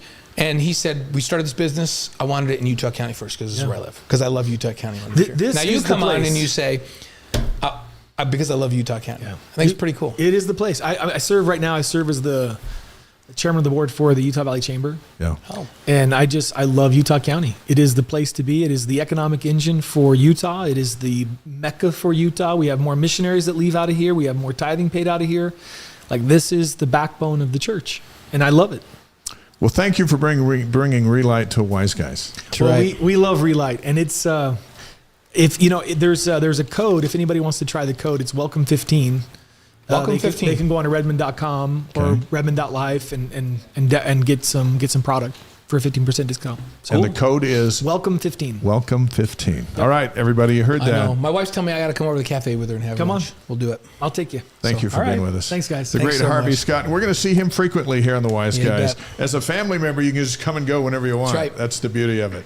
Count on it. All right. There you go. Thank Thanks, you. Harvey. Harvey Scott, the Chief Development Officer for Redmond Inc. Secrets in the Salt, and now the secret in the salt is with the Wise Guys. That's right. And we love having the Re-Lyte Athlete of the Week. And next week we'll be back with another one. And it gives us a chance to just kind of sit and visit about a certain athlete. A lot of times on the show we talk about so many, but then we put a spotlight in with Re-Lyte and we say, let's talk about Chase Roberts, Right. as we did tonight. And it's fun because we can shine a light on people that not only just performing on the field or on the track or in the pool or whatever, but ones that are doing great things outside of their sport, which Chase Roberts is. So he's a great one to start with. Yeah, that's good. Man, I tell you, we are lucky to have Brady Plus, Mountain American, Eddie as our title sponsors, and to have Re-Lyte and Redmond come in to help us spotlight a An athlete specific each week. student Yep. athlete. On our show is, let's see, Russ is in from Naperville, California, and there are a couple other folks on the stream that I missed, but it's all there on the right side. Cedro Woolley, Washington is in with us. St. George, another from St. George. I like that there's now a chat going about the best sports movie because James Robinson is saying Chariots of Fire is the best track movie ever. That was a good Robert one. Wallace is saying Hoosiers is the best sports movie ever, no question. Love that one. Yeah. Yeah. Those are Bull Durham is the best, says Brent Christian. Is it Christiansen or Christensen? He's a baseball fan. Yeah, of for course. sure. So there's so many good sports movies out there. Those I wouldn't question any of those. Those are all great. Our next guest threw for 4,032 yards and 35 touchdowns at BYU. He rushed for 858 and 6 touchdowns. Quarterback the Cougars between 2010 and 2012, was part of his own quarterback battle. Our pleasure to welcome back to the Wise Guys, Riley Nelson, fresh off of practice. How'd that go? Everything all right with the kids? Yeah, forgive me if I'm a little hoarse. I had to encourage them through. So Blaine will remember you do 300-yard shuttles, Oh, right? gosh, like yeah. high school. But since I got the 7-year-olds, these were more like 30-yard shuttles. But they needed no less encouragement. But no, it's great. We're getting the boys out there today. It was the first day in pads. Kind of quiet towards the beginning, got popping a little bit towards the end, but had a ton of fun. Is this your awesome. oldest, Riley? That the 7-year-old? My oldest going Oh, into second yeah. grade and 7 years old, turning 8 through the Listen, school year. so So that fun. he barely met the bar to play. Listen to your wife. Remember, he's 7. Yeah. He's not yeah. 17. He is 7. Now, does Keith come out? Does your dad come out and help too? Is he? We get 5 credentialed coaches, and he is one of our 5. I love it. Listen, yeah, so I'm trying to think. I only won one with him. Now, granted, he was still in residency and all that stuff, Right, so right. I only got him for 3 years, but we won 1. And then he won 3 with my middle brother and 2 with my youngest. So, I love it. you get a chance for a guy that's got 6 Little League championships to be on your staff, you do it. He's got to be there. Well, when Absolutely you do. see your dad, whether it's later tonight or tomorrow, you give him a hug from Blaine. So, Absolutely. will. Thanks. Riley comes from. He's one of my favorite people, but he comes from a great family, and that's why he's a great person. So you have a great family, Riley. And one No, of the that's too nice toughest, of you, Blaine. Thanks. one of the toughest quarterbacks we've ever seen come Oh, through. you better believe who it. played through everything. But we've said that before. Let's get to some new stuff tonight. So, Riley, what did each day feel like at practice when you were in a quarterback competition? What was it like when you left the locker room and got on the field? Man, before I was able to, and not to make this all about one guy, but I assume you guys have probably had him on, and most of BYU Nation knows or heard about him. But before I met Craig Manning, started to work with Craig Manning, it was extremely stressful and anxious, anxiety-filled experience. So, and that was what battling on my own in 2000, going into that 2010 year, replacing Max, me and Jake battling. Craig was there and he was on staff, but I didn't really know how to access him. I didn't really know him. And that battle was tough, especially because I couldn't distance myself. Jake couldn't distance me. Coaching staff was split. So that was anxiety ridden. It felt like your whole college career hung on every one-on-one rep, every 7-on-7 rep, every team rep. But it doesn't have to be that way. And so, the next year where I came in, Jake was the named starter, but I was challenging. I was in a quarterback competition, even though nobody else knew it. But I was approaching it with a plan of attack and, a decided process to approach each film session, each practice session, all of those things. It was a much more really energizing and exciting experience, even though necessarily I wasn't, the result wasn't going to be I was going to name the starter, but I just felt like I got so much better, so much more quickly, and it was a lot better. So two ends of the spectrum. Now, I know we're talking mostly at BYU. I was in a quarterback competition going into my freshman year. So I was a true freshman. I was where Bear was, battling against Leon Jackson up at Utah State. And that was a battle all through camp. And when I wasn't able to win it, they decided to redshirt me, at least for the first part of that season. And that one was a little bit less stressful. So I kind of know what Bear's going through a little bit in that it was less stressful for me because ignorance is bliss. Like I didn't know what I didn't know. I didn't know all the pressure. And the reality is, no one expects a true freshman to come in and win the job out of their first fall camp, especially if they're not an early enrollee. And so that one was most fun. So if I were to rank them, I'd say the most fun was 2011. The least fun was 2010. And 2006 was in the middle somewhere. How do you, yeah, that makes perfect sense. I like the way you described that. How do you keep yourself from, because you mentioned in the 2010 one, you felt like, man, every play was a big play because every play mattered and they were counting, could you lose the job by a percentage, completion percentage? If you throw a pick, are you not going to have another chance? How do you put enough pressure on yourself to perform at the highest level, but not put so much pressure on yourself that it paralyzes you in a quarterback competition like that? Now, knowing what I know now, and I learned this through just life, right? But if I have a boy that goes through a similar experience, one of the biggest things that would have helped me would to have forced myself on Robert and I to the point to where I knew what because he's the ultimate decision maker, right? As the OC, as the CEO of the offense, let's call it, and a VP within that organization, like I was flying blind in a lot of ways as to what exactly he wanted out of me. Like I knew he wanted completions. I knew he wanted, decisive reads. I knew he wanted first downs. I knew he wanted touchdowns in the red zone. Like I knew that stuff from a high level, but I didn't really know like what was his 1A priority and what he was looking for in a quarterback. And had I been able to have done that, or figured that out, I think it would have reduced the stress a lot because then I would have been able to narrow my focus. And I talked about Craig Manning. That's what Craig Manning was able to help me do in 2011 was like, I was carrying the weight of my entire career on every play. And he was like, can't do that.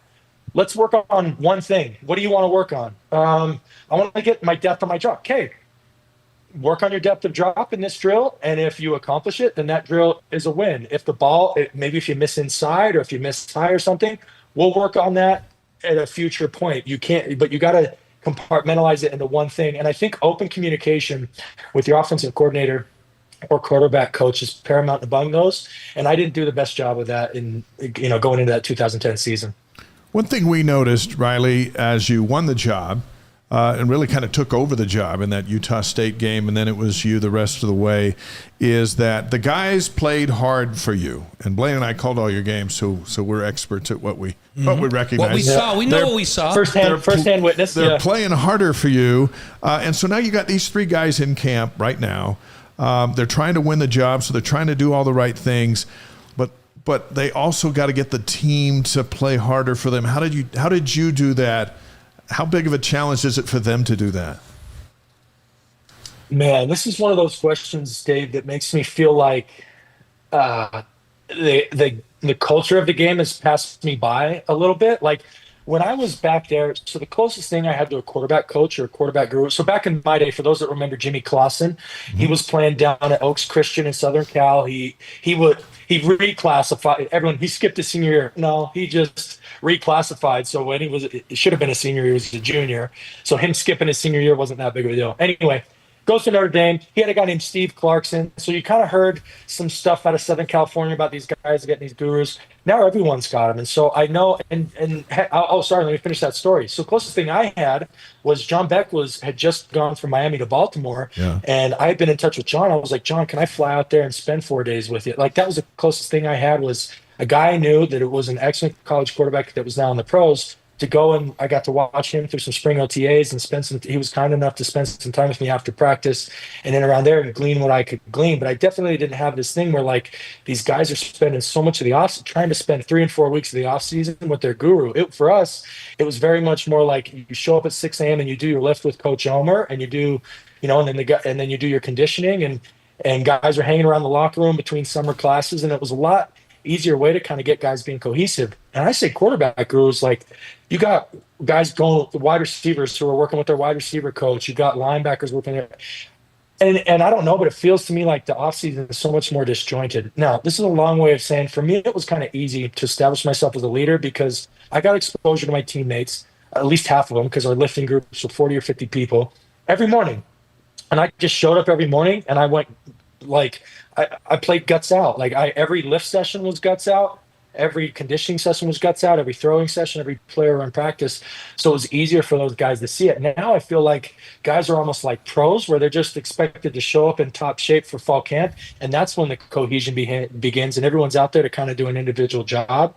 I hope that's a little bit overstated and you still get some of that traditional stuff. But ultimately, you say guys played harder, and that was because guys knew the sacrifices that I made. Guys had seen me, with my head in a trash can during conditioning session. They'd seen me crumple, under the weight of a squat bar, trying to, push my 1 rep max. And they'd seen all that stuff. So they knew I had nothing left in the tank to give. And whenever you do that, it's just human nature that you're not going to leave anything in the tank either. So hopefully these guys, it's a little bit harder because there's so much structure in a fall camp. I mean, every hour of every day is planned. You don't have as much of that, but hopefully they were able to prove some of that work and make some of those deposits with their teammates over the summer. And if they didn't get those same opportunities that we had, with Coach O and kind of traditional college football, hopefully they found their own way to do it in the 2025 D1 P4 culture. Yeah, we'll see. Huh? Yeah, it's hard a little bit, I think, Riley, because Jake played spring ball and he was the guy, right? And then it kind of was up in the air until a little while after that. So they didn't even have a whole summer to establish who was going to be the guy. So they're a little bit at a disadvantage when they go into fall camp. It's an interesting situation, one that I don't know that we've really dealt with, where there was an heir apparent, and it was the clear heir apparent coming back as a senior, and then all of a sudden there wasn't. He's at Tulane. What complications does that bring for these guys? Yeah, I mean, that's tough. I'm getting so old, guys. My filter on talking about my previous experiences is getting too thin, and I'm gonna sound like Uncle Rico, but oh well. Listen, we're a lot older than you, Riley, so you're good. When you're talking about that stuff, I think even back further, right? Because I play the same position, and people are like, did you guys have a guy you went to see, a quarterback guru? I'm like, Mike Holmgren was my quarterbacks coach. Why would I go see anybody other than that? He may be the greatest quarterbacks coach in the history of the game. And they're like, oh, yeah, you were spoiled. Yeah. Oh, those staffs, man. Embarrassment of riches. That's sweet. But I was just going to say, look, lack of time. So I wasn't in an early enrollee at Utah State. My coach at the time was Brent Guy. Brent Guy believed he had a big mantra in running the program that, like, you finish what you start. And so we just kind of had rotating captains, and the team voted on team captains at the end of the season. We didn't vote at the end of fall camp because his whole thing was like, we don't want to vote on potential. We want to vote on a body of work. And I was voted team captain as a true freshman up at Utah State with some of the same things that I did at BYU. So I say that to say that I know I was able to earn the respect of my teammates there. I still have lifelong friendships, even though I spent one, miserable season when we went 1-11 right together, but we still formed those bonds, and we still did that. My teammates still trusted me enough to vote me team captain. So it can be done as long as these guys are doing it. Now, here's what I'll say though. What complications? I mean, it's a short time, but Blaine, there really aren't complications because good leaders are appropriately deferential, if that makes sense. Meaning Bear comes into the program, or McCae last year comes into the program, Jake's the guy. You don't come in trying to displace him, trying to unseat the king, just like I didn't come in trying to do that stuff with Max. I showed the proper respects to Max, and rightly so, right? Winning it, no one's won more games as the BYU quarterback than Max. And even though I was secretly competing with him in individual drills and trying to have more technique, trying to complete a higher percentage of one-on-ones, I didn't vocalize any of that. I didn't do any of that. That would have diminished my credibility with my teammates. So as long as they approach that Jake thing with the appropriate respect, but then as soon as it was clear that Jake was no longer a viable option for this offense, you have to let your true self, your true leader come through. And then unfortunately for the individual quarterbacks, but the dynamic of football teams is the natural leader will emerge. Mm-hmm. And when the natural leader also plays the best, that's when you have the best outcome for the offense. Yep. And so that's what we're all hoping for here, is that whoever emerged as that natural leader, having earned the team's confidence, also performs the best in fall camp, and he's the one trotting out to take snap one week one. Visiting with Riley Nelson, some developing news just a moment ago. 4-star basketball recruit Dean Ruckert, the 68th ranked player in the 2026 class, a 6'8" star from Timpview High School just down the road, has committed to BYU. So Kevin Young picks up another 4-star basketball stud. We'll have more on that in a few minutes. Riley Nelson with us on the Wise Guys, presented by Brady Plus, by Eddie, by Mountain America Credit Union. And when you make, you got these three guys. You got Hillstead, a former Utah State kid, very similar story, a little smaller than you, but a tough kid. You got Treyson Bourguet, and you got Bear Bachmeier. Mitch Mathews was on a few minutes ago, and kind of the line of thought on the stream and what Blaine is talking about is, if it's all tied here in a couple weeks or in a week, you go with the freshman. Where are you at on this? From my years, and Roderick was on the staff the whole time, but he was only the OC for my last 2 Cone games on the radio with Greg. But he was kind enough to give Greg and I some time, at least me some time. I was able to spend some time prepping, just because I wanted to know. It would help me be more articulate and also more accurate in calling the game if I knew how he approached it from an offensive game philosophically. Yeah. And I don't know that I would agree with that, just because I know. And Kalani preaches this too. So this isn't just a Roderick thing. This is from Kalani. Like, that ball is sacred. And with how much Kalani mixes the spiritual and the temporal, that he doesn't use words like that rightly, but he talks about how that ball doesn't belong to the ball carrier. It doesn't even belong to the offense. It doesn't even belong to BYU. It belongs to every individual in that stand. Everybody that's ever supported, donated, come through the hallowed halls of BYU. That ball belongs to them. It should be treated with that appropriate respect and care. So I would say, more than all else equals, you go with the young guy. I say all else is equal. You have to pick apart the individual components, and whoever is going, I could be off on this, but whoever Coach Shiitake and Coach Roderick believe is going to raise that floor, meaning whoever is going to take care of that football the most, even at the expense of giving up some plays, I think that's the guy they trot out there. And that's not typically the guy that's fresh onto campus out of high school. So I don't know. At least I think that's where it starts. But Riley, we did establish that. We did say that's Aaron's number one thing, and it's Kalani's. And we said through 1, 2, 3, 4, 5 days of practice, each guy's thrown a horrific interception. Man, nobody's separating themselves. With the number one priority, nobody's separating. Now, I expect now when they go full pads starting tomorrow and they have a scrimmage on Saturday, somebody's going to separate themselves, right? But the number one thing for A-Rod, and he said it, is I got to have a guy to take care of the ball and manage this offense. We have so many weapons. I don't need somebody to go put the team on their back and carry them. I need the guy to take care of the ball. So our scenario was, if you get to the end of 2 weeks and there's literally they can't decide who can take care of the ball better, then do you just go, well, geez, if none of them can, separate themselves, maybe we just go with a young guy. That's the scenario we were talking about. Could be, and maybe this leans towards Bachmeier, but it also could lean towards Bourguet. And I know Hillstead will say, hey, don't forget about me. But I've heard also Roderick talk about, he almost gets somewhat of a sarcastic tone when people talk about, now, how important is the element that a quarterback be mobile in your offense? And he kind of laughs and was like, what are you talking about?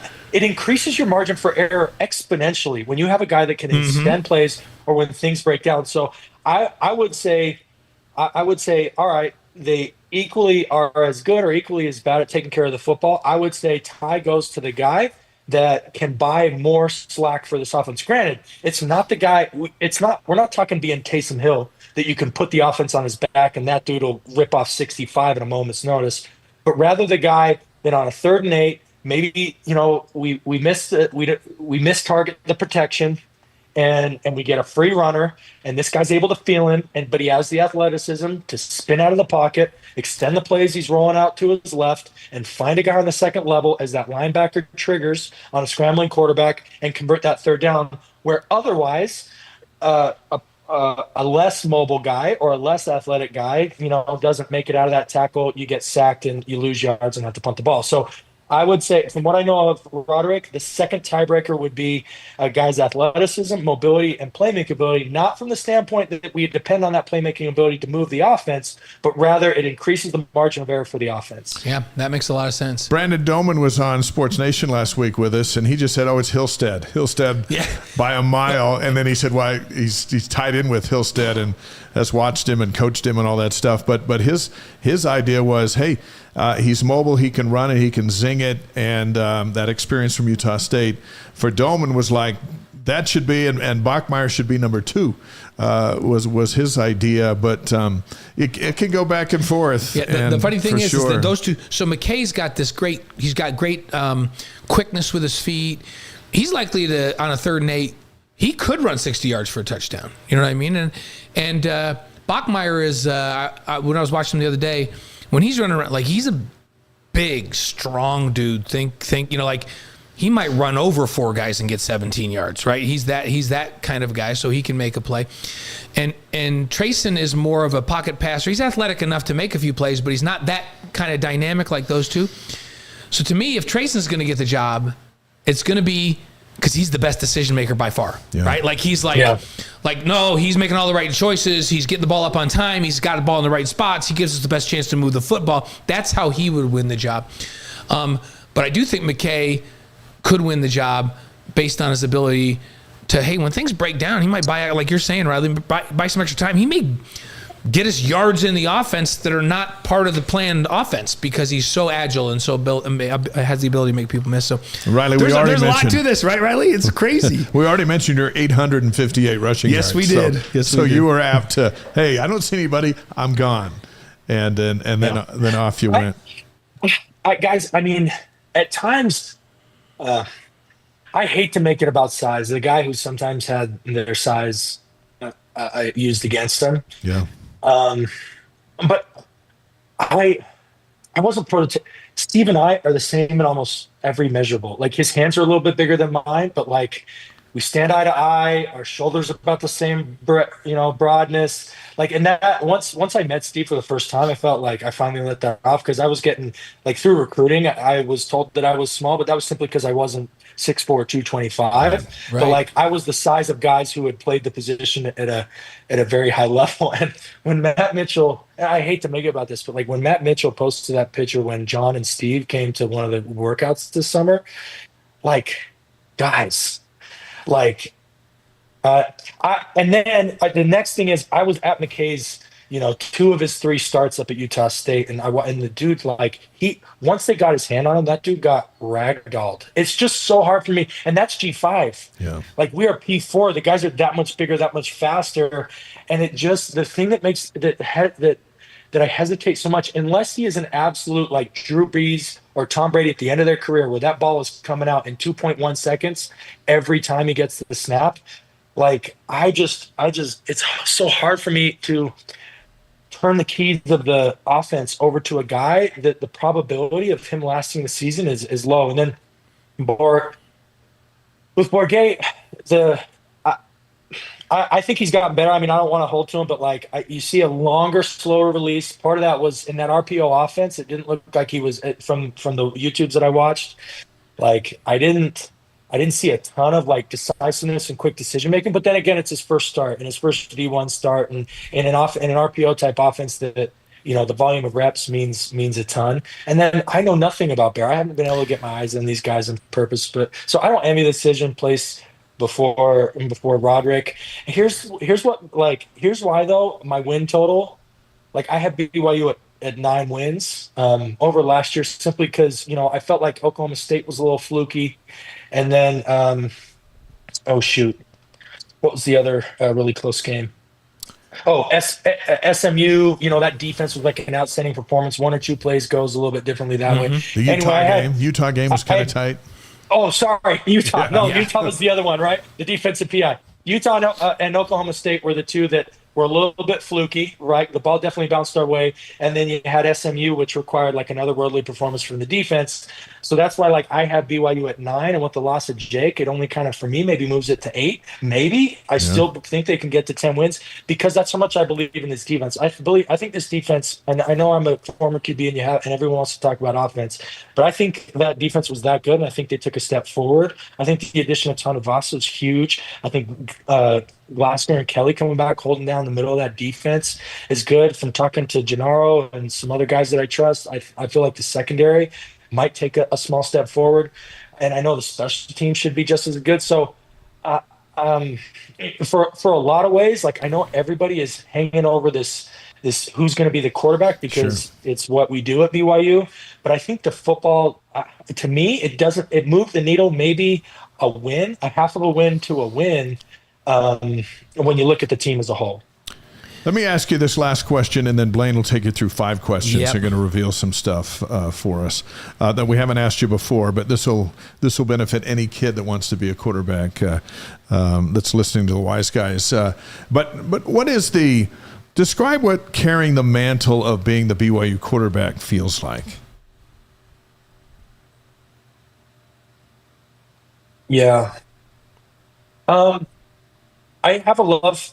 I'm pausing because I have a little bit of a love-hate relationship with this. In that my first 2 years, I was trying to be what I thought everybody wanted out of the quarterback, and then the last 2 years, I was comfortable enough with myself that I was allowing Riley Nelson to be. In other words, I was trying to force the BYU quarterback into Riley Nelson, whereas before I let Riley Nelson come out and be the BYU quarterback the next 2 times. So the way I came into my career at BYU was very different from the way that I went out. But here's what people want. People want someone who genuinely cares about their football team and about their university. And that just comes through in how diligent you are in your preparation and how much effort you give in the competition. And people can see that. It is crazy how just the casual fan, how that is palpable to the casual fan, especially if they're there in the Velvet Ridge Stadium and they see it and they feel it. And then secondly, they want someone who genuinely upholds the values of the university. And, I'll never forget, guys, like, I let a cuss words. It was against. I'll still remember. Nobody go back and hopefully it's not still out there on YouTube. Sure it is. But I let I missed McCae. We were in the red zone. I missed McCae Jacobson down in the red zone. It was one of those, like, he sat right down in the zone, and I put it off his shoulder. And I turn around and the camera catches me saying a cuss word, and people caught it and, like, let me know about it on Twitter. And I was like, chill out, everybody. So, like, I'm saying that I wasn't perfect in that, but I genuinely cared for, carrying the mantle of BYU. Like, I genuinely cared for using that as a platform to serve, right? My summers were packed with speaking to youth and youth conferences, trying to be active in service in the community. Even during the season, you try and get out to as many elementary schools as you can. You try and go to as many, municipality and public things like that, and do that genuinely. Not do that because you're there to shake hands and kiss babies like a politician, but do that genuinely because you believe in the mission of the university, which is come in to learn, go forth to serve. And so those would be the same things. First and foremost, someone who loves the game of football and loves the BYU football program. And then secondly, someone who genuinely is trying their best to uphold the values of the university. I think that if you can do those things, the mantle of being a BYU quarterback will wear on you well. I'm going to love the moment when your boy's watching your video highlights and says, "Hey, Dad, I noticed your hair's flopping all over the place, and no one else is it." And then you can tell him, about the Riley Nelson era. That'll be awesome. Dave, the way things are going now, and the lettuce that guys got coming out of their back of the helmets today, my boys are going to ask, why was my hair so short? Yeah, they might. That's what's going to happen now. But at the time, it was a symbol of coolness, wasn't it? It might as well have been Goodell on the headband, like Jim at the draft, or whenever that was. Hey, it worked for you. Sorry, I said Goodell. Who was it back then? Roselle. Pete Roselle. Roselle, yes, Roselle, not Goodell. Yeah, Pete Roselle and Jimmy Wars on the headband. Oh yeah, Jim wore headbands to send messages to everybody. Yes, he did. By the way, my boy got assigned number 9, so I couldn't be more happy for that for his first year. Nice job. That's so cool. Good job on that. All right, 5 questions for Riley, presented by Strategy Square. As we often remind, let Chantal give your company's social media a boost. Find out how at strategysquare.co. Tonight, the 5 most important things a quarterback does during the week to prepare for game day. Yeah, and so I don't know that we have to do these in any special order unless you have them ranked in rank order. Do you have them ranked, Riley, or do you just... I do. Okay, so let's start with 5 then. Let's start with number 5 and go down to the single most important thing a quarterback does in game week prep. So let's start with 5. Your number 5 preparation thing for BYU quarterback, or for any quarterback. I'm a big John Wooden proponent, and so was Coach Dillman. And John Wooden was big about focusing on ourselves. So that's why number 5 is it's essentially the defensive scouting report, but it's not. But I distill that down into even further, because it's great to know how often they zone blitz versus man and third down and long and short. It's great to know trends, but the single most important thing that you better have locked is that you come out and you read and you see that who are their weakest players. Who's their weakest player? Like who do I attack in their secondary? Who do I attack at their linebacker or nickel level? And where are they weakest on the defensive lineman? And so if given any freedom or any check, you attack, or all things equal, it's no question about where you're going, and that significantly increases the probability. So number 5 is defensive scouting report, specifically knowing where their weak spot is at each of the 3 levels. Okay. Nice. Yeah, Doug Scoville used to say, I have a pretty good idea of where we're going to go after them, but give me 2 series and we will hammer them where they're bad. That's the way you do it, right? And he did, man. Make them, my high school coach, we didn't do this as much, and it's kind of one of those things I wish I would carry over, but my high school coach, all's fair in war, our goal was to make him take that dude out. We're gonna go at him. We are going to abuse him so much that they will sub him out. And then when they take him out, we'll sub him out, because the guy they brought in obviously wasn't good enough to get on the field in the first place. So we pick on that kid too. Vicious, Riley. That's the way you do it. That's the way you do it. Okay, number 5 then is identify the weakest players on that D scouting report at each level of the defense, so you know where to attack. Number 4. Get on the same page with your OC. So by the time that game plan is getting set, it's mostly set by Wednesday. Thursday is kind of your deathbed repentance, but this means 2 ways. First priority in getting on the same page with the OC, again, it's limit downside. Anything that you don't love, anything that you're not confident in, you've got to get it off the play sheet by Tuesday. So you've got to be really attentive and sensitive on Monday and Tuesday to get any concept, because it's a dance, right? The OC's liking stuff, but maybe you just don't see it right, or it doesn't feel right to you. You got to get that stuff off the call sheet, because heaven forbid that thing come in on a key third down in the third quarter, and it looked muddy to you all week, and you never really loved it.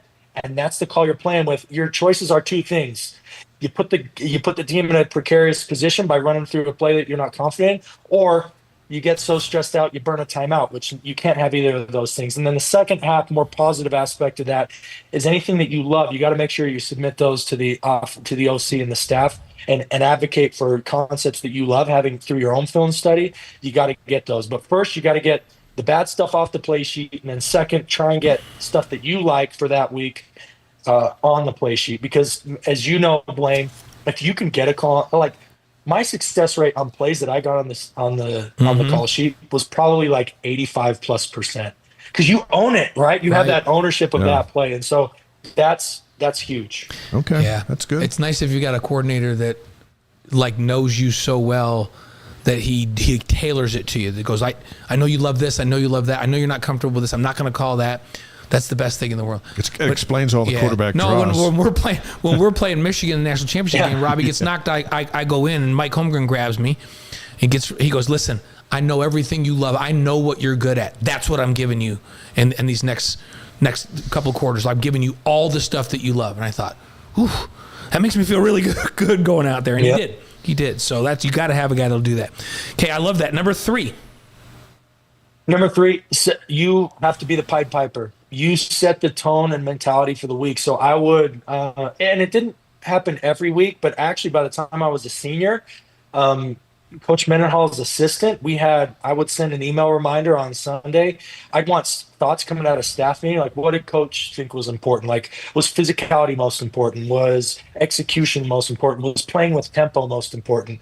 And trying to get that, what the coach was maybe the tone that he was gonna set in team meeting, but you get it early, you synthesize it, and you be reinforcing whatever that mindset was for that week as a player. So when you show up to team meeting on Monday, we would always lift before team meeting. So I'd kind of start priming the guys for what Coach Mendenhall was going to talk about in team meeting on Monday. The second part of this is it's not just like the theme or the tone, but the second part is like nobody wants to be there on Monday. And you as the quarterback, typically, I mean, maybe not. I saw Taysom's body after some. Mine was never as bad as him, but like typically everybody's more beat up than you. Yeah. And especially you get about 5-6 games into the season, nobody wants to be there on Monday. And so you got to bring the energy and you got to bring the enthusiasm. You got to bring the positivity. And your goal's not to get people to being like energetic and happy like you, but at least by the end of practice Monday, you've got everybody out of that, gosh, I don't want to be here. And I ache everywhere. You got to get them from there to, all right, yeah, I love football and I'm ready to go into Tuesday and get to work. So you got to be the Pied Piper and be the first leading out on the tone mentally for the week. Okay, good one. That's great. That's great leadership right there. Yeah. And to research beforehand what the coaching staff like is important. Yeah, this is great. Okay, number 2. Steve Young, and I didn't do it very well. Best ability is availability. So number 2 is get your body right. This is the airplane safety video. You got to put your oxygen mask on before you help someone else with theirs. Whatever you got going, you got to be right. And unfortunately, I was in a position my senior year where, I hurt my back and I played through injuries and I just diminished. Like that next week, I was maybe at 80 against Utah, and then I go into Boise at like maybe 65, 70. I'm just hanging on, but and I'm talking with the coaches, and they're like, yeah, but your leadership and your energy can make up for it and all that stuff. And truth be told, looking back, it didn't. My diminished ability to perform physically hurt my team's chances for success. And so now I had broken bones, and that's not something you can rehab with like ice and massage and therapy. But the majority of injuries, 75-80% of them are going to be soft tissue stuff, which you can improve the situation of that injury significantly through getting in there early on the training table and getting in the ice and getting the massage and getting the e-stim and getting all that stuff to get your body right. So you got to get your mask on, make sure oxygen's flowing before anybody else. Number 2 is your body's going to be right, because if your body ain't right, you're lowering that offense's potential. Okay, that's great. One of those words to live by. Yep, and most important thing a quarterback can do to prepare for game day. I'm a big believer that a lot of games are lost through hangover syndrome. So the number one most important thing that a quarterback can do is put the previous week to bed, not be influenced by your successes, whether you threw for 404 touches or you threw for 134, no touchdowns and 3 picks. You got to put that game to bed. You got to come to team meeting on Monday with the entire synthesis of that game done. You've done your self scout. You've got a plan of attack for. You need a digestible or a manageable amount of things that you personally are going to do better, and then everything else gets put in the vault. You cannot let the high emotions lead you to a level of complacency, and then you cannot let the doldrums of a poor performance bleed over and affect all those things that I talked about previously. Your energy, your leadership, your enthusiasm. You can't let that bleed it. Bad losses, if you let them, those things will weigh you down till Wednesday. Well, guess what? By the time Wednesday rolls around, you work, because Thursday's practice and helmet, Friday's walkthrough, and Saturday's game. So like You got to have that previous game has to be put to bed with. I'm not saying put it together and forget about it. I'm saying you extract the gems from it, the things that you can build upon, the things that you can improve. But that thing is put to bed, and all energy is on that next week, that next week's opponents. The best teams that I was on, no matter who you were playing, whether you knew that you were going to beat them by 40, or you knew that that was going to be a dogfight that was going to come down to the last possession. The best teams that I was on, when we stepped on that practice field on Monday, all the focus was on that opponent. The teams that I had that struggled, we struggled with the hangover from that previous week. And so my number one thing a quarterback can do for themselves as the number one leader and as the number one leader and having the ultimate accountability is to put that game to bed for themselves and get everybody's attention focused on that game Saturday. That's football 101. That's right. Riley and I like that it's like you put the game to, whether it was a great game or a horrible game. Like, it doesn't matter. It could be too high or too low coming out of that, but you reset every week and focus on the next week. We're going to send you this clip so you can play it for your quarterbacks. That's right. That's right. We'll send it to them on Sunday night. You start the 7-year-olds with this right now. I was going to say, we'll see if we can get to that we've only got 8 games, Dave. Yeah. Right now, we're like, okay, guys, raise your left hand, and they all do that. No, your other left hand, right? That's what we're working on now. So it's like, this is a stance, right? It's the best time. This is a stance. This is how you get in a stance. It's the best time of life for your boy to be coached by his dad. Yeah. So enjoy every minute of it. What's the 7-year-old? I'm trying to remember your 7-year-old's name. It's Lou. Yeah. So is he playing quarterback? Yeah. So it's interesting, Blaine. Like, normally everybody wants to play quarterback, but now it's like the Justin Jeff. Everyone's got the metallic, lip guard, mouth guard. And everyone wants to be Justin Jefferson. You got some guys, some of the bigger dudes. They want to be more like the I don't know why Trey Hendrickson's come to mind from the Bengals, but they want to be like their favorite edge guy. Yeah. Right. Like a Micah Parsons or something like that. Guys don't want to have to do all the thinking that a QB does. Honestly, my boy wanted to be running back or wide receiver, and I wanted him to because he could, because you get the ball more in Little League. At this stage, the quarterback's more of just a distributor. Yeah. But nobody on it, and we've only got a roster of 15 kids, right? Oh, so yeah. It's 7-8, so we don't have a ton. And by default, because I can spend more time working with him on we turn this way and we hand the ball like this. Honestly, by default, we had to put him there. But you'll betcha. So for those that will see Lou coming up in a few years, he's not my number 2. He's got the short, quick, he can get it into 4th gear really fast. My second, my first, he's more of a galloper. He's more of a long strider. So it's kind of dicey if we can get him to the edge, but once we get him at the edge, good luck catching him. Yeah. So you bet we're working on that bootleg fake, hiding the ball behind the hip, try and get him outside and win some foot races on the edge so he can still impact the offense. Hey, we're working excited. on all that. We're excited for you. We'll check in with you during the season. We're going to have to get a season update on how that's going on. So, thank you so much for being with us, Riley. Great stuff, Riley. The mental aspect of the game is a big deal. It was fun for our listeners all over the world to hear what it takes to be successful at that level. So thanks, Riley. Give your family my love, you bet. brother. Love being on with you guys. Absolutely will. The Thanks. great Have a Riley great show. Nelson. All right. Thanks, Riley, on the Wise Guys. And that's good stuff.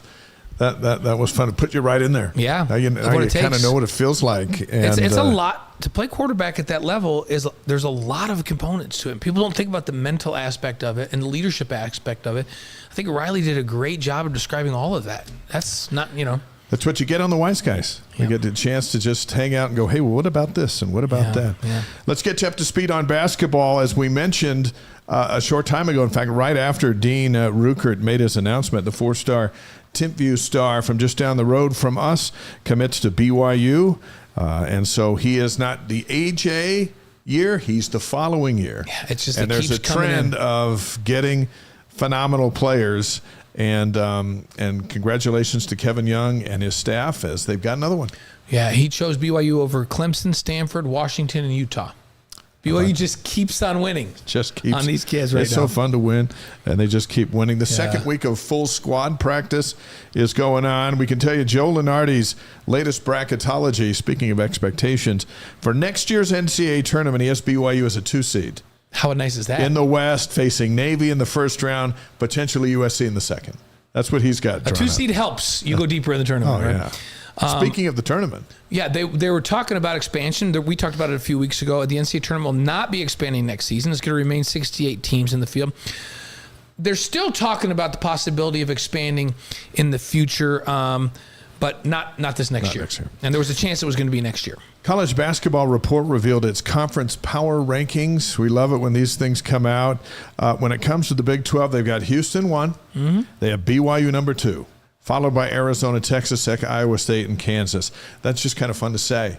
Yeah, and Houston deserves to beat it. They were just in the national championship game, and they have almost everybody back. So and BYU's number 2. Yeah, I don't have any problem with that one. Nice job. So AJ DeBont's on the front cover of EA Sports College Basketball 26, their video game. Right. Yeah, that's another first for a BYU basketball player. Yeah. Last week, BYU basketball released video of AJ testing his vertical. Did you see this? Yeah, I did. Insane. It's like Superman. It's 40 inches, basically. He's 6'9", or he's 6'9" with a 40-inch vertical. We were talking about before the show. That's crazy. Just think of the kind of dunks we're going to see. Well, his head. From that. Let's think about this. If you're 6'9" and the rim is 10 feet up and you jump 40 inches off the ground, isn't your head like right at the rim? It seems like it's right there. Like you're going to have to move your head or you're going to hit it. No, it's over the rim. Right? Oh yeah, his vertical is 40. He's over up, the rim. His head's he's up over the at rim. the top of the backboard. Yeah, well, his touch is up there because he's got long arms. So too. His face is right there. He's gonna have to be careful. Yeah, don't hit. You and I don't have that problem. Don't chip a tooth on the rim. Is my advice to AJ. Yeah. That's my advice to him right now. Rob Wright is back after attending the Chris Paul Elite Guard Camp in Las Vegas. I'll tell you what, Rob Wright's under the radar because there's so much spectacular stuff around AJ and Richie. This is another NBA guy. ESPN ranks him the number 8 transfer in college basketball of all the transfers this offseason. He comes to BYU from Baylor, and we're working to get him on this show, and we'll get to know him. He's a lot of fun. Yeah. Hey, and in women's basketball, Delaney Gibbs getting a lot of press and getting some international play. She played for the Canadian national team over the weekend at the FIBA 3-on-3, or 3x3, 3x3, I guess we call it. That's what Jimmer calls it, 3x3. 3x3. Women's series, Edmonton stopped back in her home country. She was there in that. She's been getting a bunch of international play this offseason. She's big time. Yeah, she is she's big a great time. player. Women's soccer, the blue-white game was the other night. Ellie Wambach hit 2 goals. Remember, she was hurt all last year. Yeah. She comes back, kicks 2 goals. Team Blue wins 2-0. Or 2-0, as they like to say in the soccer world. That's right. Exhibition matches this week. Southern Utah at BYU Wednesday at 8 Mountain Time. Utah Tech at BYU Saturday at 7. And then the season opener is next Thursday at Minnesota on August 14th. The home opener is coming up August 18th against Cal Poly. That's on a Monday. Yeah. Hey, BYU women's volleyball, team's in camp.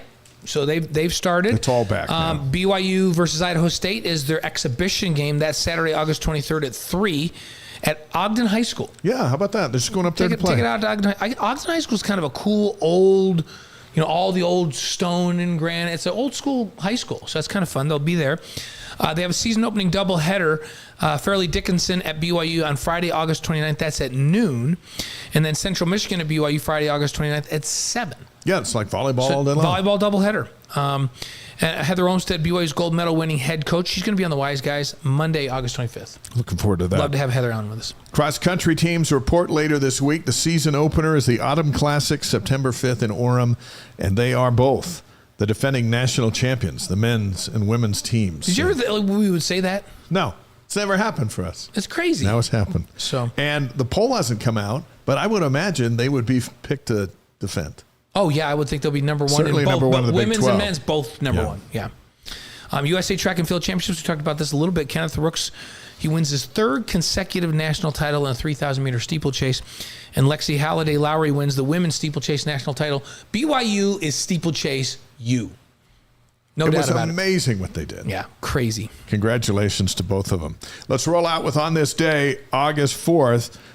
This is one of our favorite parts of the show when we throw out a couple of things where you go, that was significant. How about in 1830, plans for the city of Chicago were laid out on this day, and the Cubs were there over on the north side. Right, in 1830? I like to think they were okay. They were big thinkers at the time. I think think you're thinking too far because you love that team so much. 1862, the U.S. government collects the first income tax. Oh, yeah. That's it when started then, and it went all downhill ever since then. It keeps going. The tax that just keeps going. 1984, let's move forward. Carl Lewis wins the first of his 9 Olympic gold medals by winning the 100 meter in 9.9 seconds in Los Angeles. Yeah, he was amazing. 1984, Prince's Purple Rain album goes to #1 and stays there for 24 weeks. 24 weeks. Yeah. You know, that's awesome. Michael Phelps, on this day in 2012, won his 18th gold medal in the 4x100 meter relay in London. Wow. Okay, let's go to August 4th birthdays. 1901, Louis Armstrong, the trumpeter, the singer. We're music fans here on the show. Get that? Louis Armstrong. 1961. Sounds of Gray. I don't even know how that song goes. Well, that sounded like Fred Sanford. No, right that was no. Barack That's Obama. Fred G. Sanford. The G stands for great. The 44th president of the United States, born on this day, 1961. 1962, Roger Clemens, 7-time Cy Young Award winner. 1971, Jeff Gordon, NASCAR champion. 2003, Tyler Morris, BYU's basketball guard, transferred from Idaho. Happy birthday. 2004, Savannah Shaw. And you can see our interview with Savannah and her dad, Matt, at wiseguys.com. Oh, that's fun. Happy birthday to Savannah. August 4th, deaths. Yeah, 1875. Hans Christian Andersen, Yeah. the great writer. Is he the author of The Little Mermaid? Little Mermaid. Yeah, there you How go. about that? 1962, Marilyn Monroe died on this day. Yeah, Libby was just in a play where she played Marilyn Monroe. And Libby's still alive. We're happy That's to right. report. Thank goodness. And she's a lot younger than that. 2024, Steve Craigthorpe, college football coach. His dad, Dave, was assistant at BYU 1970 through 1979. Yeah, great coaching family. And his brother Kurt was a big-time writer at Desert News and Salt Lake Tribune. Great football family here that contributed a lot. Our Wise Guys inspirational quote of the week is a football quote from Bears linebacker Mike Singletary. Yeah. His football's back. His eyes used to scare me. Like just looking at his eyes. He was the Bears. Yeah. So Mike says, do you know what my favorite part of the game is? The opportunity to play. And that seemed appropriate with what Riley talked about. You have to love the game. Yeah, Mitch. He said by Monday at the end of practice, you have to go, I remember I love this game. I'm ready to go tomorrow. Tuesday, let's move forward. Our thanks to Riley Nelson, Mitch Mathews, and Redmond Chief Development Officer Harvey Scott as we rolled out the Re-Lyte Player of the Week. Next week, BYU TV football analyst Austin Colley and BYU radio football analyst Hans Olsen. It's a big football week next week. Oh, yeah, that's going to be good. And we're going to have a whole week in pads to talk about and a scrimmage that we can tell you a little bit about. There's going to be some stuff. By next week. So there'll be some stuff to talk about. Where can you find us? So both of us will be out at Cedar Hills Golf Club tomorrow morning for the Ephraim Hope Charity Golf Tournament. Bright and early. Make sure you say hi to us out there. We'll kick that thing off. We'll be there before the tournament starts. Yeah, when the donuts are fresh. Kind of see everybody off. Let's see. AFR tomorrow at 5 on the BYU TV app. Yeah. Takeaways and big plays. We're both on that. That's going to be an awesome show. Yeah. Nix will join us. That's a fun one. We had the touchdown show last week. Nixon will be on there with us. And you got articles in Deseret News all week. Tomorrow I've got a story on Tanner Wall, who's the last line of defense. Yeah. You know? And by the way, he looks great so far. Yeah, it's going to be good. That's in the Deseret News at Deseret.com tomorrow morning. Wise Guys is presented by Brady Plus, supplies plus support. Check out BradyPlus.com. By Eddie, hire, onboard, and pay your people without the HR headaches. See how Eddie can serve your team at Eddie.com. And by Mountain America Credit Union, empowering dreams for over 80 years. Find out what they can do for you at MACU.com. We love our new feature, the Re-Lyte Athlete of the Week, presented by Redmond. The secret is in the salt. Learn what it can do for you at Redmond.com. This week's Athlete of the Week is Chase Roberts. Wise Guys distributed by the Deseret News. It is great to be in August. Oh, by the way, there's NFL games all weekend, and we'll keep track of the BYU guys starting next week because there's a lot of Cougars trying to make teams. It's football season. Great time of year. Let's go. What a great show. Thank you, everybody. Yep. We'll see you next time. See you tomorrow night on AFR, and then we'll see you next week right here.